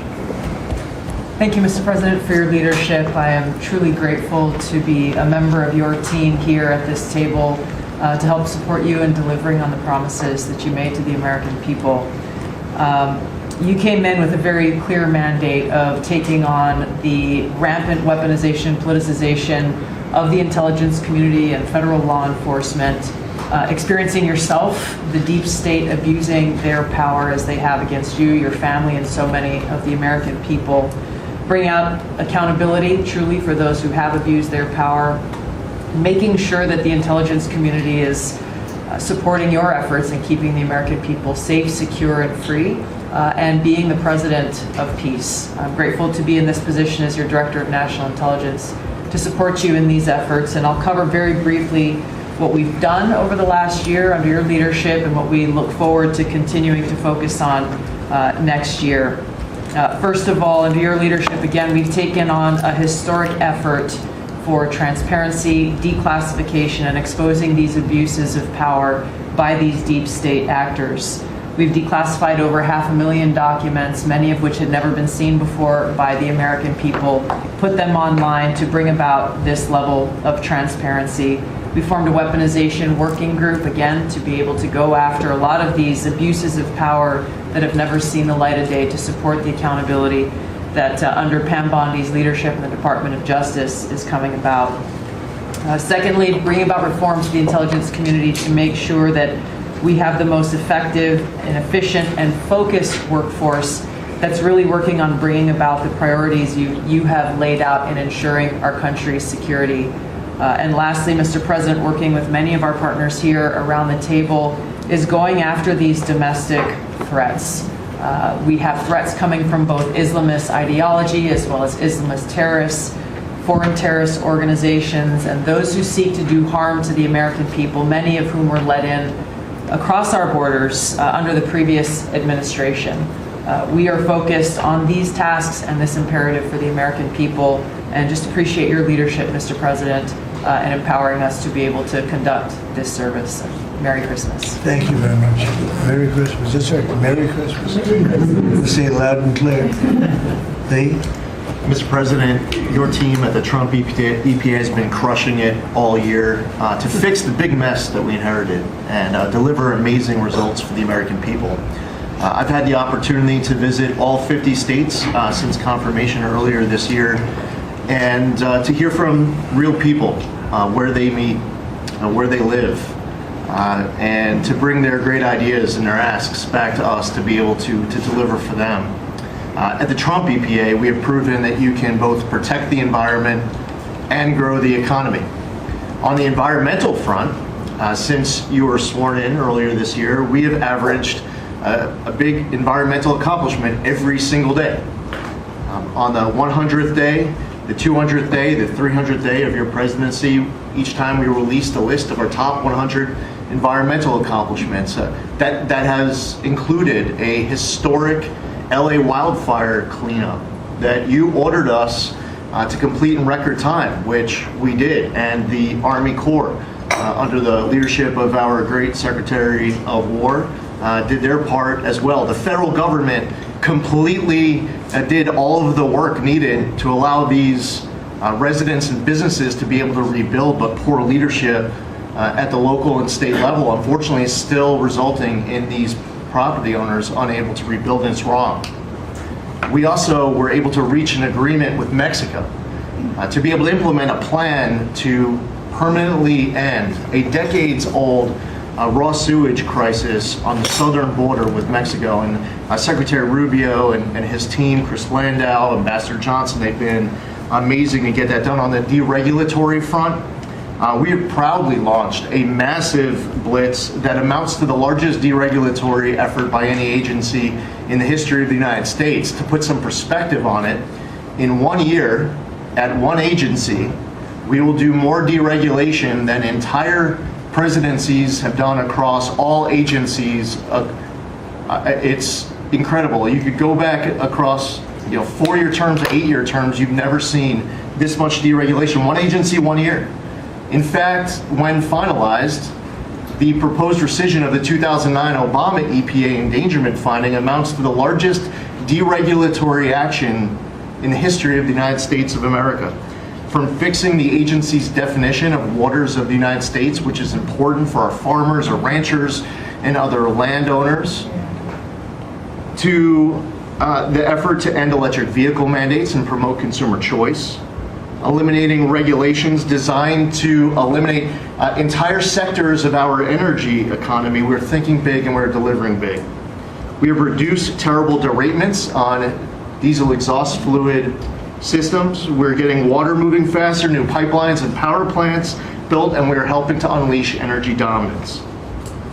Mr. President, on the operational front, we have significantly reduced the size of the agency workforce, and we are accomplishing more with less. It's all about priorities, and our focus is on fulfilling our statutory obligations, helping to fast-track project approvals that were taking way too long, and closely following the law, as well as key Supreme Court decisions like Loper-Bright to overturn the Chevron doctrine. We inherited massive backlogs that we have been eliminating all year long. We've been implementing your executive order to end COVID-era remote work. We consolidated real estate, canceled expensive media subscriptions, and closed a Biden EPA museum that none of you knew even existed. I'm sure none of you actually visited. To put it another way, in 2024, the Biden EPA obligated and spent over $60 billion in 1 year, an agency with an operational budget of about $10 billion a year. In their own words, caught on camera, they were tossing gold bars off the Titanic, wasting precious tax dollars to pay off well-connected Obama and Biden officials. And they were doing it without any apology or regret. The Biden EPA, in fact, was amending grant agreements just days before you came into office to reduce agency oversight. But this year, 2025, at the Trump EPA, similar theme that you'll hear from everyone around this table. With our actions canceling wasteful grants and implementing other measures just mentioned, we have saved $30 billion They spent over 60 billion. We have saved over 30 billion. The bottom line, by the way, is that the Green New scam is dead. It's a new day at the EPA where we will protect the environment and grow the economy. We will deliver on the Trump mandate every day. And we will fight with just one constituency front of mind, and that is the American people. Thank you, Mr. President, for being willing to take a bullet for this country. And if you were to ask me what I'm grateful for, whether it's a Thanksgiving, it's a Christmas, a Hanukkah, a New Year's, any time of year, the fact that this president, after 4 years serving in office, he could have just left it in the rearview mirror and went on to really enjoy retirement. But he is willing to take a bullet for all of you tuning in at home because he believes in his flag, our freedom, our liberties, and to save the greatest country in the history of the world. So I'm grateful this holiday season for you, Mr. President. You're willing to take a bullet for all of us, and by all of us, it's the American public. Thank you. Thank you. Mr. President, good morning, everyone. Well, in spite of the fact that your charge to me is to fire myself, we've really been incredibly hard at work making sure that we can return education to the states. And as I sit and listen to all the emergencies that we are addressing in this country, from the economy to our borders to everything that we're doing, I would say, sir, that if we do not fix education in our country with this hard reset that you are expecting, I think the greatest national emergency we could face is our education. Because if we are not going to educate our children, we're going to continue to fall behind the rest of the world. When there are only 30% of 12th graders, 8th graders, and 4th graders that can read at proficiency level, that is an incredibly harsh statement to make about our country. And you told me when you first were elected president, and you looked at, I think, right after you took office, the first NAEP scores, which is the Nation's Report Card, came out and showed how far down we were in educational proficiency in our country. And not only the NAEP scores, but the international scores as well showed us about a third from the bottom. You told me you were not only embarrassed, but you were angry about this, and that we had to do something to change this in our country. And we took a hard look at it, and you absolutely said the bureaucracy of education in Washington is keeping its thumb on preventing growth what we should have, because it's best handled at the state level. Letting states put their programs in place, and some states are going to do it a lot better than others. But it's not going to happen from Washington, D.C. And when I hear things like, well, with no disrespect to any other country in the world that have really great programs, Germany, Sweden, Norway, I hear about this all the time. Point of fact is, they're this big. The United States is this big. We can't do it from Washington, D.C. It has to be done at the state level. So what we've been doing, as Lori brought up, Secretary of Labor brought up, we have a great working relationship. We have already signed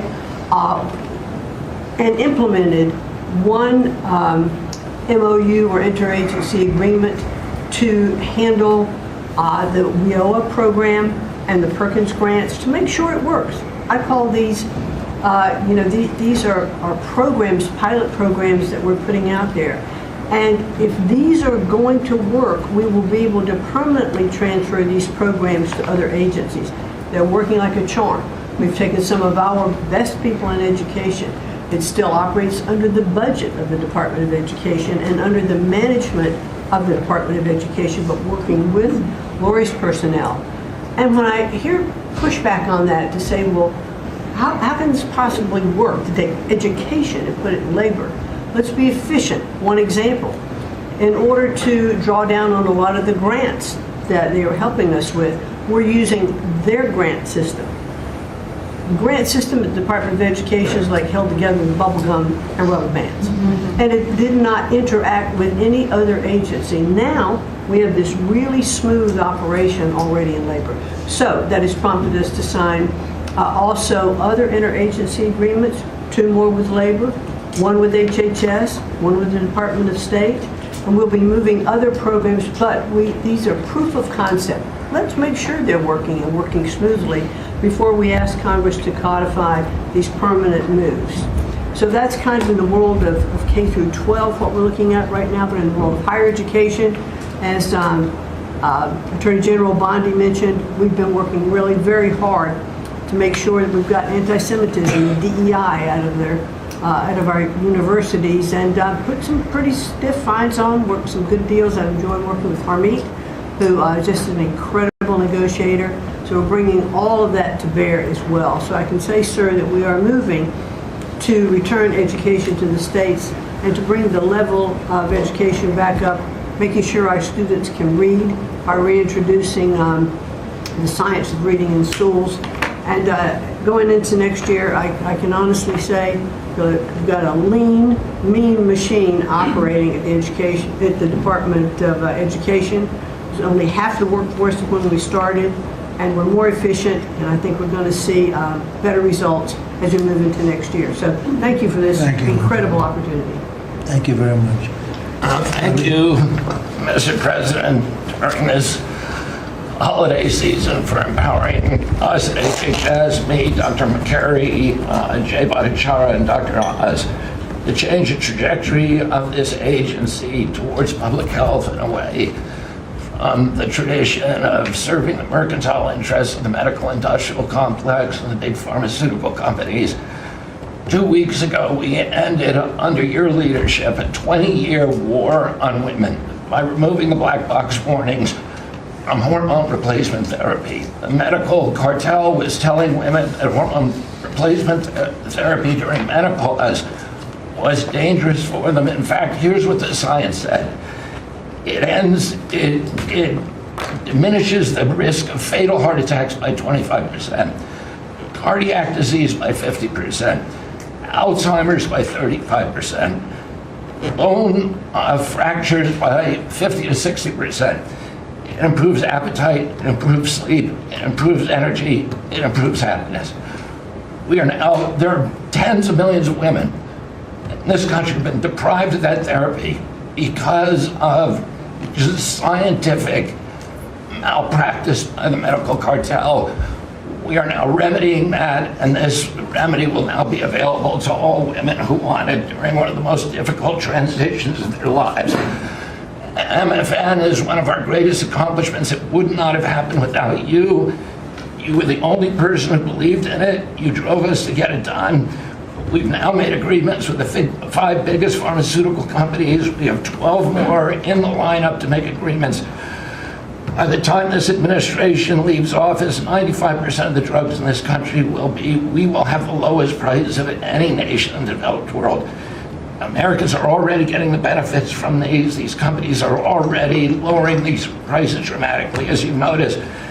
And then this week, Howard at Department of Commerce and Jameson at the U.S. Trade Representative made a bargain with Great Britain to raise their prices in conformance with your promise that the Europeans would raise theirs to counterbalance us lowering ours, and therefore we would keep intact the ecosystem of innovation and protect innovation. So congratulations on that, Mr. President. When you first asked me to take this job, one of the first contacts we made was with the leading economics professor, health economics professor at Harvard. And we asked him what's the one innovation that we could do that would most dramatically improve the health care experience for the average American. And he said there's no contest, it's to get rid of prior authorization. Thanks to your leadership, we were able to convene the largest insurance companies in this country and do something that every administration, every Congress has promised for the past 30 years. We actually got it done. We convened the insurance companies representing 280 million Americans and got them to agree, most of them by January of 2026, for 2 months from now, to remove prior authorization for most of their procedures, for all the procedures we want them removed from. And that means that American patients at the point of care will be able to get an answer immediately. If your doctor says you need knee surgery, you will know before you leave that doctor's office whether your insurance company will pay for it or not. Similarly, healthcare records, the tech industry has refused to share healthcare records. You asked us to change that. We convened the 60 biggest tech companies at a conference that you presided over about 2 months ago. We now did a secondary conference which 400 leading companies all come in and agreed to remove any kind of blockages where individual Americans can get their own health care. Americans own their health care records, yet they were not able to access them. And if you lived in New Jersey and you moved to Oregon and you got injured, you went to a hospital, you would have to spend maybe 45 minutes filling out forms on a clipboard because your doctors there could not get your health care records. They couldn't get your blood type, your allergies, all the things that they ought to know immediately so they can save your life. Now that has all changed, and all these companies now have agreed to remove all the blocks on sharing healthcare records. Every American will have their healthcare records available on their cell phones. And it's already happening. In the last 6 months, there have been over 100 times the number of healthcare records shared by hospitals and during the entire previous administration. On deregulation, HHS proudly is now leading the pack, and thank you for your help on that, Russ. But today we announced the revocation of the nursing home rule, which was overburdening rural areas across this country, Indian reservations, with regulations that were going to destroy the nursing home industry in those communities. And that is going to be a $25 billion savings. Those are some of the things that we're doing because of your leadership. President Trump, thank you so much, and Merry Christmas to you. Thank you, Bobby, very much. Great job. Well, Mr. President, you've assembled an incredibly talented group here. If you took a look at this group compared to any Fortune 500 leadership team, any group of startup folks, I mean, this is an amazing group and the breadth of what's being accomplished. And the timing couldn't be better because with your leadership and vision, you've set us up for this age of abundance as we head into next year, the 250th anniversary of this country. And what are we heading into that year? As we've talked around the table, you've heard about massively lower taxes, massively lower regulation, abundant energy, record capital investment coming in, job growth. I mean, we are set up to really have something to celebrate next year. And I just again want to say thank you to everybody around the table. You gave us one big assignment in Interior. Of course, Interior, the largest balance sheet in the world. In the Department of Interior, if it was a standalone company, 500 million acres of surface, 700 million acres of subsurface, over 3 billion of offshore from Guam to the Virgin Islands. And you said, we got to take care of that balance sheet, we got to develop those resources. And what have we done across that? Producing record amounts of oil, record amounts of gas. And again, we set out with a goal, energy diplomacy, sell energy to our friends and allies. We're exporting a record amount of energy to all of our friends and allies around the world. That's helping do that. And you're giving a gift to America as we head into this. You're giving us peace abroad and you're giving us prosperity at home. That bodes so well for our country. One small little gift that we're giving to all Americans from one teeny part of Interior, which is the national parks, is that not only are we keeping prices low for all American citizens, offering 10 free days for our national parks next year to coincide with our holidays, but also a $100 surcharge for non-residents. That is going to raise hundreds of millions of dollars for helping restore and preserve all of our best parks. So as we close out with it, I want to also say a big celebration going on here in Washington, D.C. We've been thrilled to be part of the National Park Service, the U.S. Park Police, part of this great effort across a number of us on making D.C. safe and beautiful. This will be the safest and most beautiful capital in the world. We are doing so many things, whether it's hundreds of homeless camps, thousands of graffiti sites, cleaning up ponds and fountains, preparing this thing. The United States is never going to be performing better economically. It's never going to be looking better, just like the White House has never looked better, all because of your vision, leadership. So again, thank you, sir. You've given an incredible Christmas gift to Americans by setting us up for an incredible 250th anniversary. That's very nice. Thank you, Dad, very much. Marco? Well, thank you, Mr. President. First of all, this is a very talented team, as you've seen, and as you know, because you picked every single one that's on. You deserve tremendous credit for doing that. It's an honor to be in this role. It's also an honor to be involved in and be a witness to what I believe is the most transformational year in American foreign policy since the end of the Second World War, at least.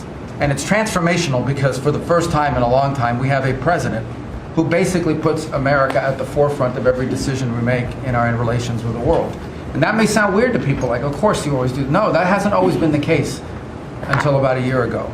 And I think we've all witnessed in our own respective spaces how in every interaction the president has with the world, the goal he has in mind is very simple. Does what you want us to do, or is it what we're going, or is it going to make us stronger? Is it going to make us richer? Is it going to make us safer? If it is, he's for it. If it's not, he's against it. If something's going to make America weaker or poorer or less safe, the president's going to be against it. And every single thing he has done in our foreign policy has been driven by the American people in mind. And I can go down the list. Why has he focused on mass migration? It's very simple, because no country is safe if you can just walk in without us knowing who you are into your country. We've seen the destruction that that's wreaking, not just in our own country, but the impact that it's having in Europe and in many other parts of the world. You talk about trade deals and the trade situations it's been involved in. People, all this reporting on it. It's very simple. The president views the last 40 years as an era of which American workers and American farmers have been ripped off.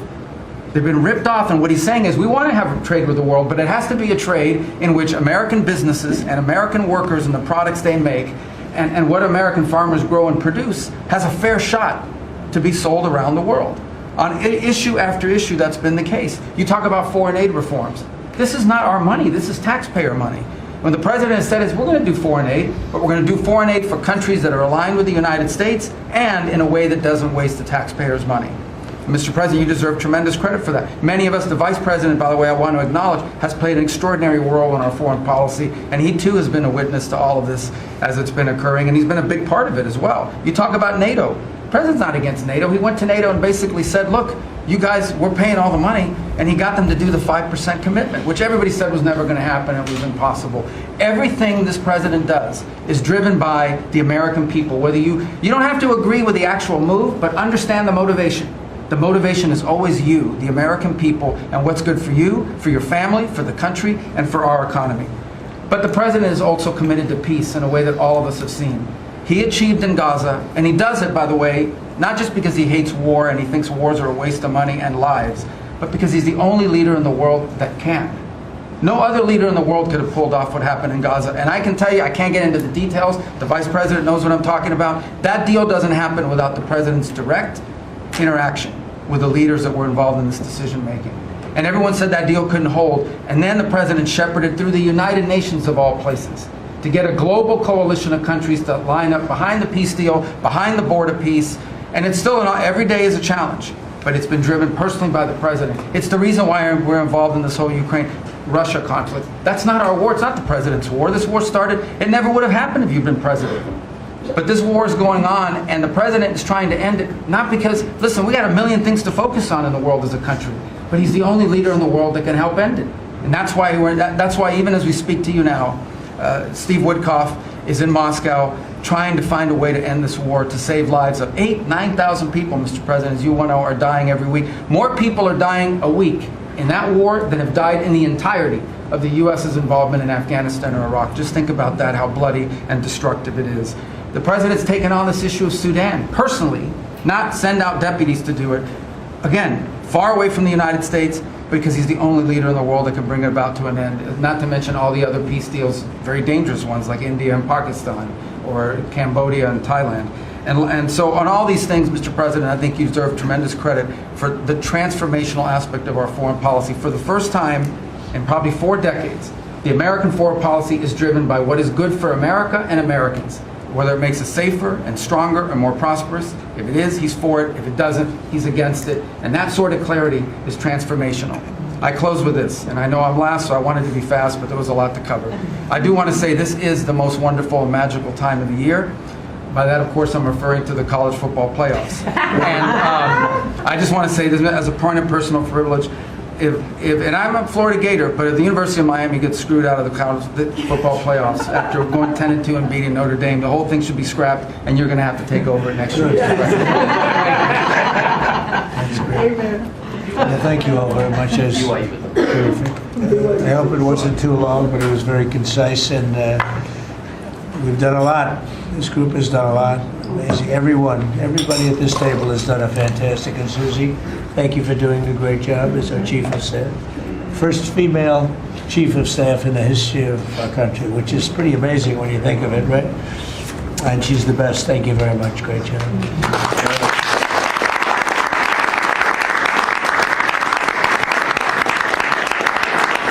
So after that, do you want to ask any questions?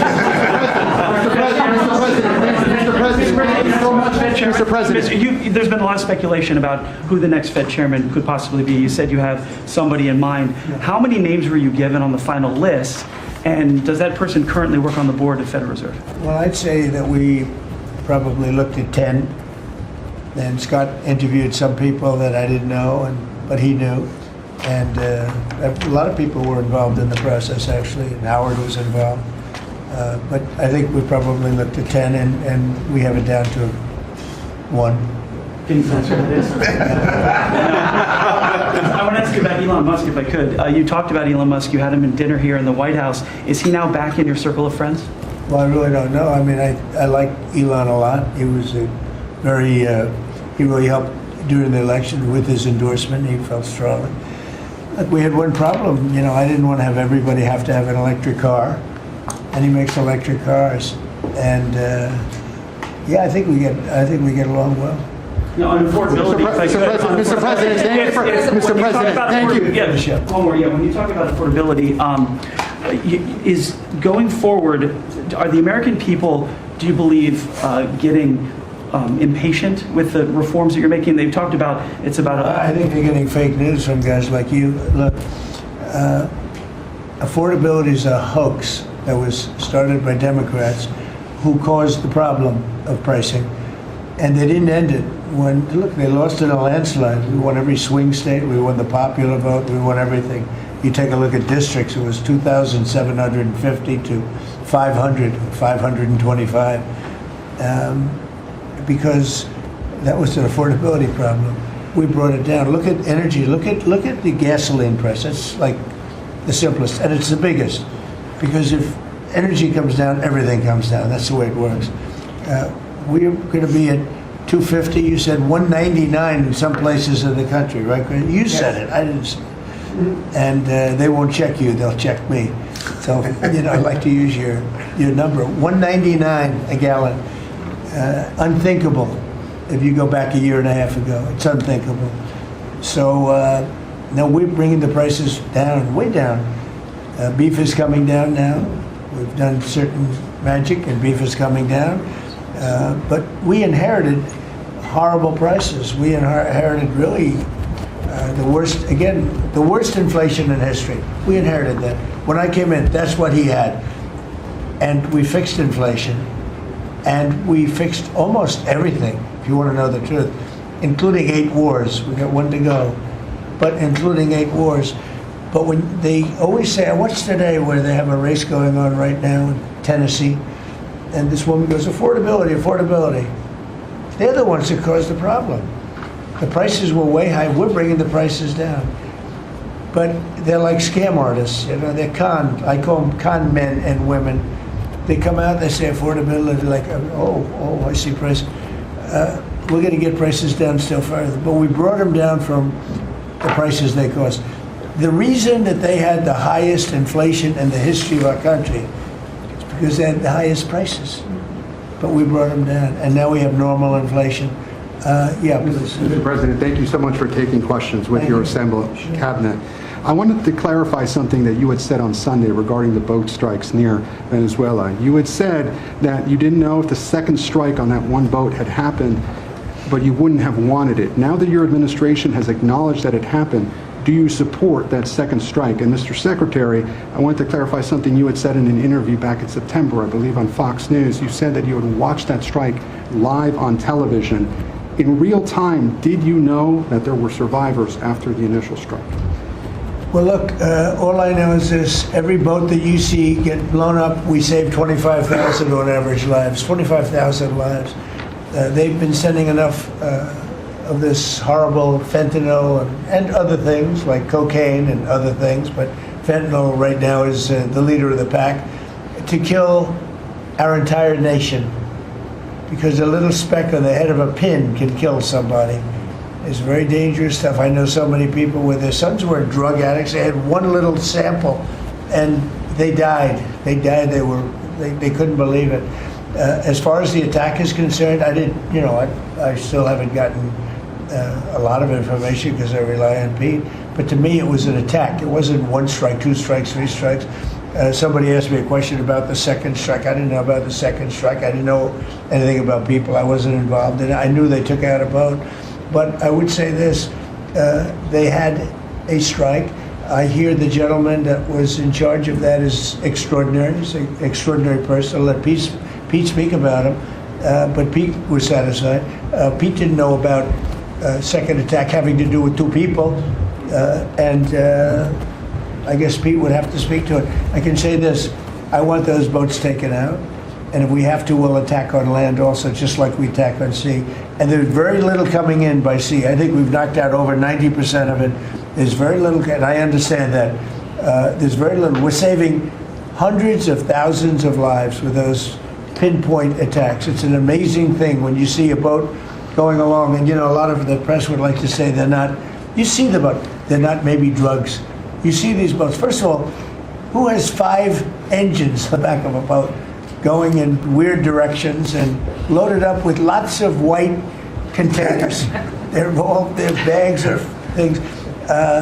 No, they've done an amazing job, and Pete has done an amazing job. Pete, you could probably better answer the question. No, you're spot on, sir. I think you got to start with the baseline, which Marco laid out, everybody's laid out. We've got 20 million people invading our country over 4 years. We don't know where they're coming from. That includes Tren de Aragua and cartels and violent criminals. They bring drugs, and you mentioned it, Mr. President, poisoning, an intentional poisoning of the American people, killing hundreds of thousands of Americans. So the president had the courage to designate these cartels as designated terrorist organizations. Now, a number of us here served in the military and spent 20 years fighting terrorists like Al-Qaeda and ISIS on the other side of the world. How do you treat Al-Qaeda and ISIS? Do you arrest them and treat them, pat them on the head and say, don't do that again? Or do you end the problem directly by taking a lethal, kinetic approach? And that's the way President Trump has authorized the War Department to look at these cartels. And I wish everybody could be in the room watching our professionals like Mitch Bradley, Admiral Mitch Bradley, and others at JSOC and SOCOM and other commanders. The deliberative process, the detail, the rigorous, the intel, the legal, the evidence-based way that we're able to, with sources and methods that we can't reveal here, that make sure that every one of those drug boats is tied to a designated terrorist organization. We know who's on it, what they're doing, what they're carrying. All these white bales are not Christmas gifts from Santa. This is drugs running on 4-motor fast boats or submarines that we've also struck. No one's fishing on a submarine. And I have empowered them to make that call. Now, the first couple of strikes, as you would, as any leader would want, you want to own that responsibility. So I said, I'm going to be the one to make the call after getting all the information and make sure it's the right strike. That was September 2nd. There's a lot of intelligence that goes into that, building that case and understanding that, a lot of people providing information. I watched that first strike live. As you can imagine, at the Department of War, we got a lot of things to do. So I didn't stick around for the hour and 2 hours, whatever, where all the sensitive site exploitation digitally occurs. So I moved on to my next meeting. A couple of hours later, I learned that that commander had made which he had the complete authority to do, and by the way, Admiral Bradley made the correct decision to ultimately sink the boat and eliminate the threat. He sunk the boat, and eliminated the threat. And it was the right call. We have his back. And the American people are safer because narco-terrorists know you can't bring drugs through the water and eventually on land if necessary to the American people. We will eliminate that threat, and we're proud to do it. So you didn't see any survivors, to be clear, after that first strike? You personally? I did not personally see survivors, but I stand, because the thing was on fire. It was exploded and fire or smoke. You can't see anything. You got digital. This is called the fog of war. This is what you in the press don't understand. you sit in your air-conditioned offices or up on Capitol Hill and you nitpick and you plant fake stories in the Washington Post about kill everybody, phrases on anonymous sources not based in anything, not based in any truth at all. And then you want to throw out really irresponsible terms about American heroes, about the judgment that they made. I wrote a whole book on this topic because of what politicians and the press does to warfighters. President Trump has empowered commanders to do what is necessary, which is dark and difficult things in the dead of night on behalf of the American people.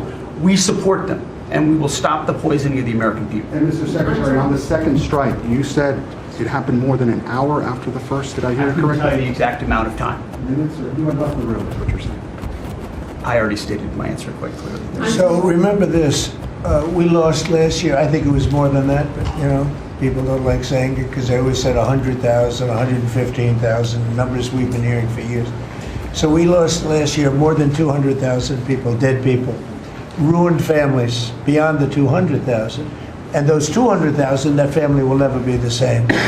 But these people have killed over 200,000 people, actually killed over 200,000 people last year. And those numbers are down. Those numbers are down. They're way down. And they're down because we're doing these strikes, and we're going to start doing those strikes on land too. You know, the land is much easier. It's much easier. And we know the routes they take. We know everything about them. We know where they live. We know where the bad ones live. And we're going to start that very soon too. Mr. President, thank you so much, Mr. President. You know what, when we start that, we're going to drive those numbers down so low. And then you're going to have families be able to live without the fear of their son or daughter just having a pill to have a little fun and ending up dying within a period of 60 seconds, right? No, we're not going to let that happen. We're not going to let it continue to happen. What Biden did to this country by allowing all these people, and I call them animals in many cases, I think they're animals, to come into our country and destroy our country and let all those drugs pour in. Let people just walk across the border like it was nothing. You look at them, a lot of them, you know, you say, oh, let's not discriminate. I'm not talking about color. I'm just talking about you look into the eyes of some of these people. We're smart. And you see a killer. Come on in. Just come on in. 11,888 murderers. Many of them committed more than one murder. He allowed them into our country, totally unvetted, totally unchecked. But he also allowed drugs to come in at record numbers, and hundreds of thousands of people a year died. And we're taking those son of a bitches out, yeah. Thank you so much, Mr. President, for taking our questions. I think this is the most transparent administration I ever seen. I'm impressed by these people. I'll tell you, how strong are you? You've been holding it for 2 hours. You know, there are very few physically. There are very few people who could do that. I'm very proud of you. What the hell you? I have no idea who you are, but you're strong. Thank you, Mr. President. Mr. President, last week, militia groups in Iraq attacked the Kurdistan region's gas field, the largest gas field, which even the U.S.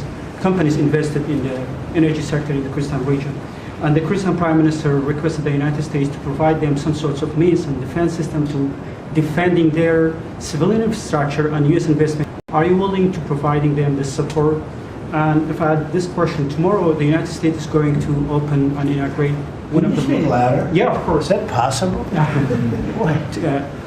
You're the most gentle, beautiful voice, but you're a very gentle person. Go ahead. Just take fewer words and louder. Yeah, sure. I will repeat my first question. Last week, the Iraqi militia groups attacked one of the largest gas fields in the Kurdistan region of Iraq, which even the U.S. companies have invested in these gas fields. Yeah. And then, are you from Iraq? I'm from Kurdistan, Iraqi Kurdistan. Okay. Yeah. Working for Ruda Media Network.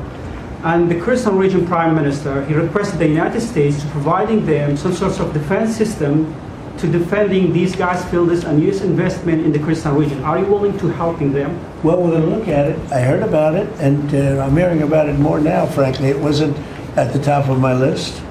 It's a very unusual question, I think, but I assume you're from the area, and to you it's a very important question, and to me it is also, because people are being killed. I will say this, Iraq has been much different in terms of us than they were prior to us taking out the nuclear capability of Iran. You know, Iran has gone down many, many steps in terms of its fear factor. They were the bully of the Middle East, and they're really not the bully of the Middle East anymore. And Iraq was being bullied by Iran. We had a president that thought it was brilliant to blow them up, and they blew them up, and all of a sudden, instead of having a power that was basically equal to Iran, they had Iran ruling the Middle East for a long period of time. But Iraq, from the day we hit them with those B-2 bombers and knocked out and obliterated, because CNN said, well, maybe it wasn't total obliteration. Well, it turned out it was totally obliteration. It was every single one of those missiles hit its target. It was actually amazing, but it was wiped out, totally wiped out. I will tell you, Iraq has been a much friendlier place. They talk to us. The Prime Minister actually nominated me along with about 78 other countries for the Nobel Prize. I'm the only one that was nominated by almost 100 countries that didn't get it.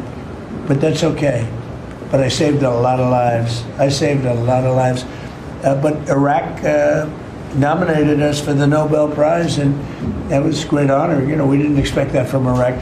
Iraq has been a much different place since the taking out of Iran the nuclear capability. Yeah, let's get to another question. Here we go. This guy's a beauty. Go ahead. Secretary Rubio mentioned your meetings ongoing in Russia today. Do you have any update from Mr. Witkoff and Mr. Kushner? No, because I've been spending too much time with you. I mean, we're spending a lot of time in here. We wanted to do this you talk about being open and transparent. This has to be the most transparent administration in history.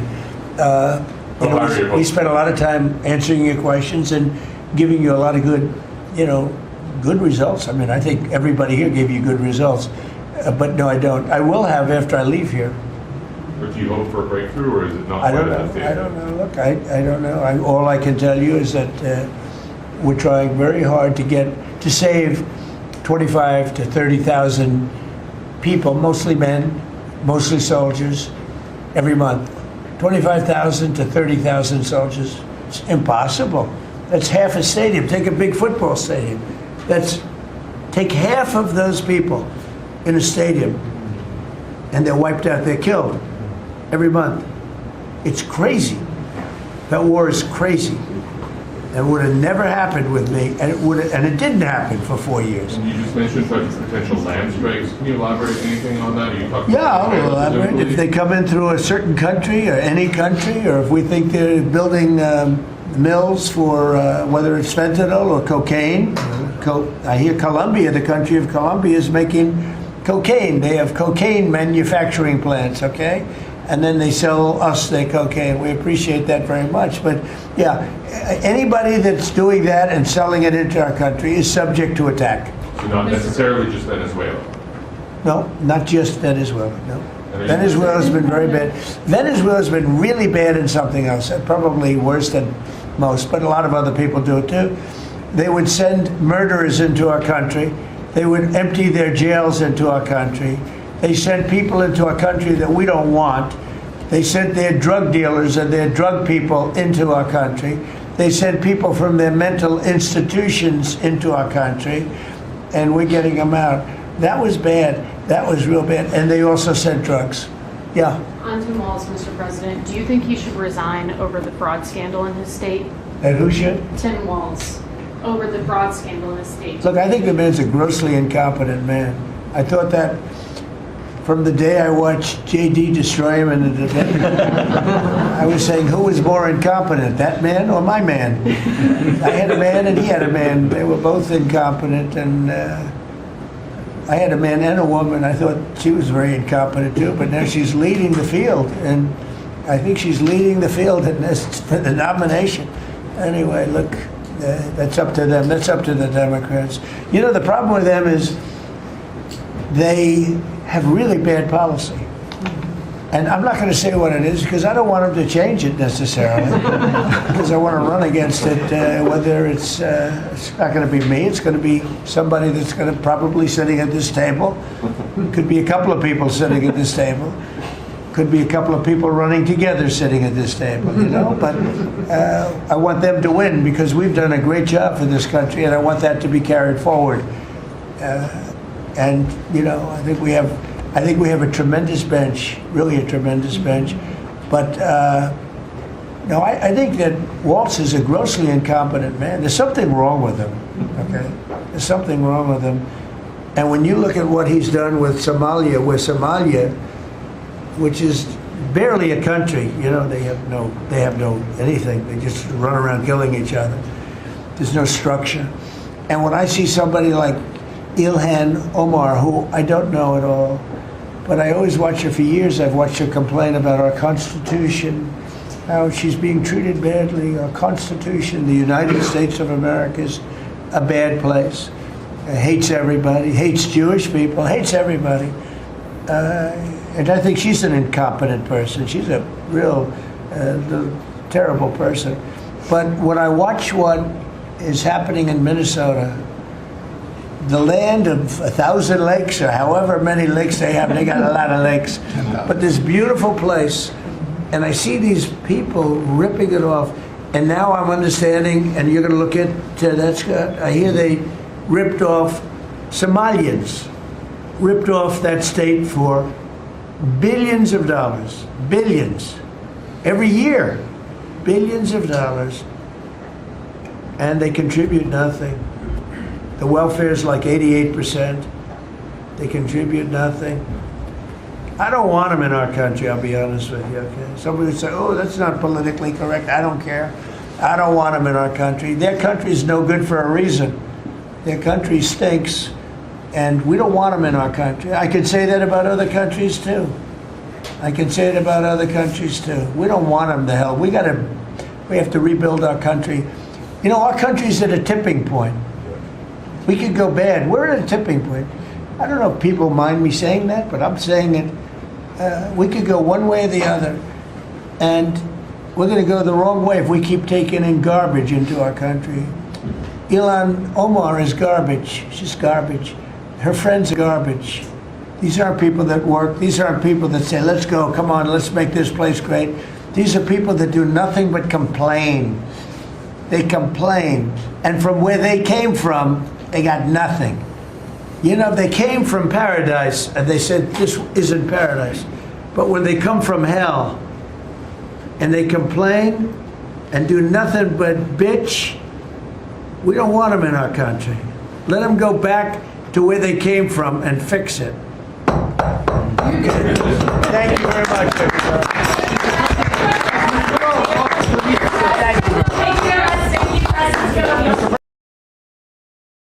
Speculation about who the next Fed chairman could possibly be. You said you have somebody in mind. How many names were you given on the final list?